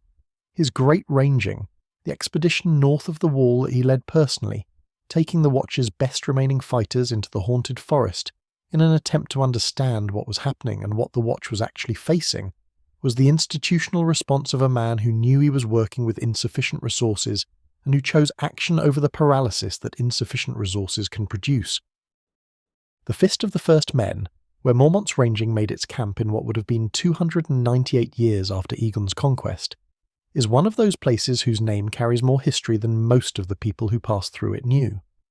An ancient ring fort of the First Men, built on a hill that commanded views in multiple directions, a place where people had camped and watched and defended themselves across thousands of years of northern history.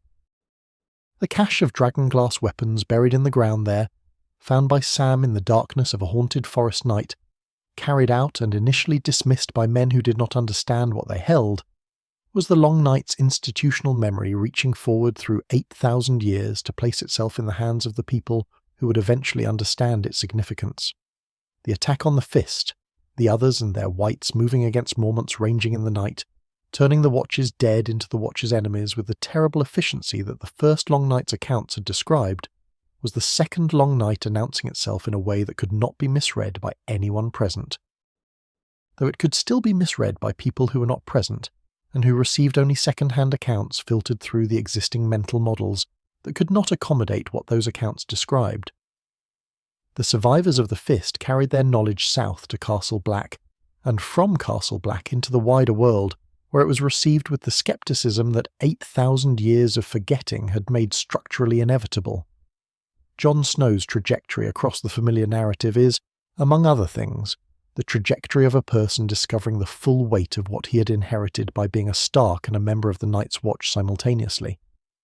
His time among the free folk, captured, integrated, genuinely moved by what he found there, torn between the vows he had taken and the reality of the people he was living among, gave him something that most Night's Watch commanders had not possessed: direct personal knowledge of the people north of the Wall, an understanding of the free folk not as the threatening barbarians of southern imagination, but as people with the same range of qualities and motivations as any other people who happened to know things about the North that the Watch had forgotten, and who represented a potential source of strength rather than an additional threat. His advocacy for the free folk, his insistence, after becoming Lord Commander, that the free folk must be allowed through the wall, that the alternative was their bodies being added to the Night King's army, was the institutional logic of the Long Night's first alliance, translated into specific present action. He was doing what the survivors of the first Long Night had done, recognizing that the conflict with the others was not a conflict that any single people could win alone, that it required the collaboration of everyone with a stake in the world remaining warm and alive regardless of the historical tensions and political complications that made such collaboration difficult. He was right, and the Watch killed him for it. The assassination of Jon Snow by his own brothers, the mutiny in the courtyard of Castle Black that ended his first life, that stabbed him with the particular bitterness of the Night's King legend in reverse. Not a Lord Commander seduced by the cold, but a Lord Commander killed by men too small to understand what he was trying to do. Was the Night's Watch demonstrating in its most final act of institutional failure that it had become exactly what it had been designed to prevent? Not in the way the Night's King had failed, not through corruption or alliance with the enemy, but through the smaller and more ordinary failure of an institution that had forgotten its purpose so thoroughly that it could not recognize the person who was trying to fulfill that purpose when he stood in front of it. His resurrection, Melisandre's intervention, the Lord of Light's fire working through her in ways she only partially understood, the breath returning to the body that the cold had left, is the faith of Rella intersecting with the Long Night's story in its most direct and most dramatic form. Whatever we believe about the theology that Melisandre carried with such conviction and such imperfection, the practical fact of Jon Snow's return is the practical fact of a leader being given back to the war that needed him. Fire against cold in the most immediate and personal possible sense. A man who had died brought back not as a Wight but as himself, warm and alive and changed by the experience of having been neither, carrying in the particular quality of his resurrection, something of the understanding that only having been on the other side of the boundary between living and dead can provide. The march on Winterfell, the Battle of the Bastards as it came to be called, that brutal engagement on the field south of Winterfell where Jon's smaller force was nearly destroyed before Sansa's summons brought the Knights of the Vale and turned the outcome, was not a battle against the others. It was a battle against Ramsay Bolton, and it was a battle for control of the North, and it was necessary not in the cosmic sense of the Long Night's War, but in the immediate political sense that the North needed to be unified under leadership that understood the real threat before the real threat arrived. The Long Night required the North required Winterfell. Winterfell required the defeat of the man who held it, and who had turned it into an instrument of terror rather than a centre of governance and protection. This is the level at which most of the familiar narrative's events connect to the Long Night. Not directly, not obviously, but through chains of necessity that the Long Night's eventual coming made real. Every battle fought and every political alliance made and every betrayal suffered in the years before the Night King's army crossed the fallen wall was a battle fought and an alliance made and a betrayal suffered in a world that was, without most of its participants knowing it, preparing itself, or failing to prepare itself, for something that made every other concern secondary. Daenerys Targaryen's arrival in Westeros, her 3 dragons landing on Dragonstone in 299 years after Aegon's conquest, was the Long Night's fire principle arriving at the place where the Long Night's enemy would eventually press hardest. Dragonstone, the island of volcanic rock, the largest known deposit of dragonglass in Westeros, the place where the Targaryens had sheltered before Aegon's conquest, and where the memory of their Dragonlord origins was most directly preserved in the black stone of the castle and the ground beneath it, was the right place, in a way that was probably not fully understood by anyone at the time, for the convergence of dragons and dragonglass that the second Long Night would require.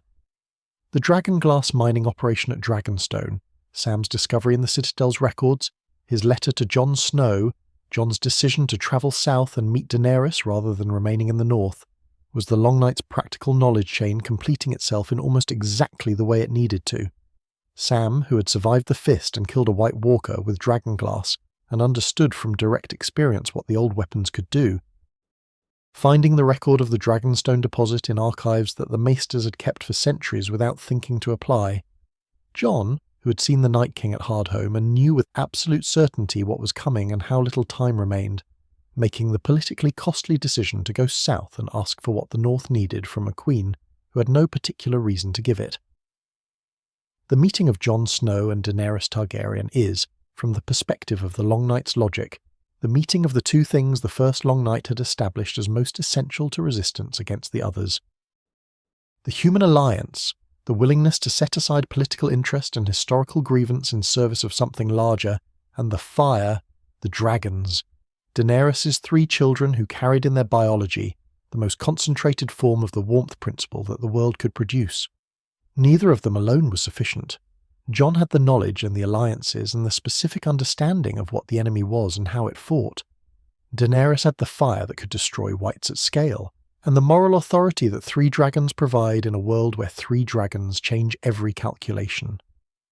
The dragon Viserion's death beyond the wall, shot down by the Night King's ice spear in the frozen lake north of Eastwatch, falling into the black water and lying there until the Night King raised it, with the same gesture he had used at Hardhome, was the single most catastrophic event of the second Long Night's approach, more catastrophic even than the fall of the wall that it enabled. Because what the Night King raised was not simply a very large wight, it was a perversion of fire itself, a dragon animated by cold rather than warmth, the principle of life and heat turned inside out, and made into the principle of death and cold. The blue fire that the dead dragon breathed was not fire in the sense that Drogon and Rhaegal breathed fire. It was the negation of fire, the form of fire emptied of its warmth and filled instead with cold magic, a thing that looked like the light of a life and carried instead the essence of death. This perversion, the taking of the world's most powerful living expression of warmth and fire and turning it into an instrument of cold, was the Night King's most complete statement about the nature of the conflict. Not simply that the cold could destroy fire, but that the cold could use fire, could hollow it out and inhabit it and make it serve the darkness. It was the same move the Night's King of Legend had made, the same move the children had made when they created the others, the taking of something from the world of the living and transforming it into something that served the opposite of everything the living world valued. The blue fire of the dead Viserion brought down the wall, and the wall's falling meant the end of the 8,000-year ward and the beginning of the second Long Night in its fullest and most final form. The army of the dead marched south through the breach at Eastwatch, through the gap in the wall that had stood since Bran the Builder raised it in the aftermath of the first Long Night, through the line that had been maintained at such cost across 8,000 years of mostly forgetting, came the Night King and his Wights, and his turned dragon, and the cold that travelled with them. The north, which had always been winter's country, became in those days something colder than winter, a landscape through which the dead moved with the particular purposeful silence that the oldest accounts of the Long Night had described, that quality of wrongness that is worse than ordinary violence because it does not operate by the rules that violence operates by, that does not want anything that can be negotiated with or satisfied. The retreat to Winterfell, the gathering of the living forces at the castle that Bran the Builder had raised alongside the wall, the castle whose hot springs and whose ancient foundations and whose connection to the Weirwood in the Godswood made it the right place for the final confrontation in ways that were more than merely strategic, was the living world contracting toward its oldest centre in the face of the darkness. Just as the survivors of the first Long Night had contracted toward the Weirwood groves and the places where the children's knowledge was most concentrated and most potent. The Battle of Winterfell is not a battle we will describe in tactical detail, because tactical detail is not what the Long Night story requires of this moment, and because the noise and the confusion and the desperate chaos of that night are not the aspects of the battle that matter most to our understanding of what it was and what it meant. What matters is the shape of it, the living world gathered in the place that had always been the North Centre, fighting through the darkness with fire and Valyrian steel, and the particular quality of refusal that the Long Night survivors had always brought to the moments when everything seemed to be ending. Arya Stark, who had spent years learning to be no one, who had given herself to the faceless men of Braavos, who had trained in the House of Black and White in the art of becoming a vessel of death rather than a person who feared it, arrived at the moment of the Night King's apparent triumph with everything she needed to end it. Not the burning sword of Azor Ahai, not the prophesied hero of 1,000 years of Rhaelarist expectation. A girl with a Valyrian steel blade and the specific knowledge, earned through years of practice in close-quarters killing, of how to deliver that blade to exactly the right place at exactly the right moment. The cat's paw dagger, the Valyrian steel blade that had been used in an assassination attempt on Bran Stark years earlier, that had passed through several hands before coming to Arya through Bran himself, who seemed to understand what it was for before anyone else did, found the Night King's chest, and the Night King shattered, and with him shattered every wight he had animated, the cold magic of his existence withdrawing from the dead bodies it had been inhabiting, and leaving them simply dead at last. The second long night ended not as a cosmic triumph, but as a single precise act, accomplished in a moment of terrible clarity by a person who had been shaped by loss and grief and years of training into exactly the instrument that the moment required.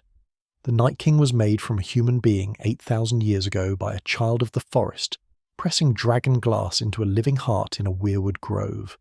He was unmade by a human being pressing Valyrian steel, the other great weapon against the others, the metal forged with the same deep magic, into his chest in a Weirwood grove, the grove in the Godswood of Winterfell, where the ancient tree had watched with its red eyes since Bran the Builder built the castle around it. The symmetry is not accidental. The Weirwood remembered what had been done and what needed to be undone, and the undoing happened in its presence, as though the tree's long patience had been waiting for exactly this completion.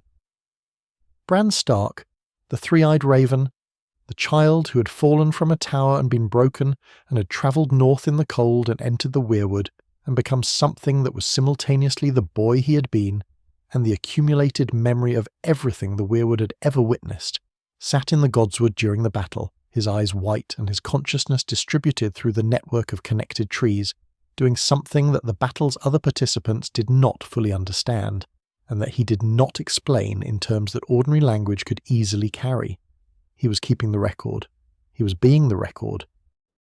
The Weirwood's memory of everything that had happened, from the children's first songs to the Night King's making to the 8,000 years of echo and forgetting, and the slow return of the darkness, all of it was present in Bran as the battle was fought around him, and all of it would be preserved in the Weirwood network after the battle ended, as it had been preserved before. This is the long night's end, as it comes to us in the familiar narrative, not the clean triumph of a prophecy perfectly fulfilled, not Azor Ahai reborn, not the promised prince wielding Lightbringer in the way the faith of R'hllor had anticipated for thousands of years.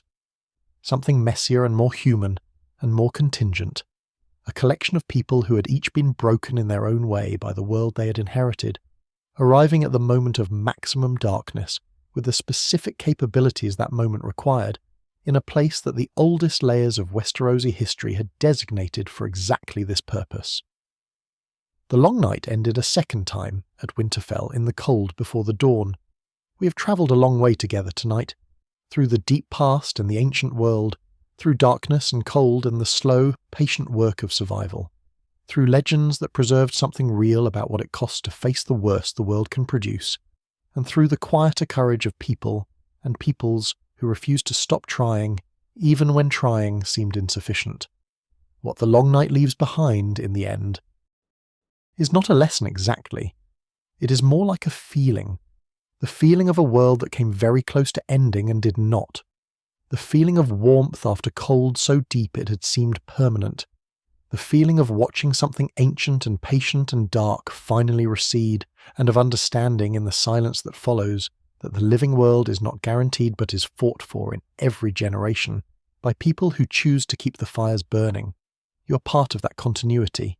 You who listened tonight, who followed the story from the Dawn Age to the breaking of the Long Night's second coming, who held all of that darkness gently without being consumed by it.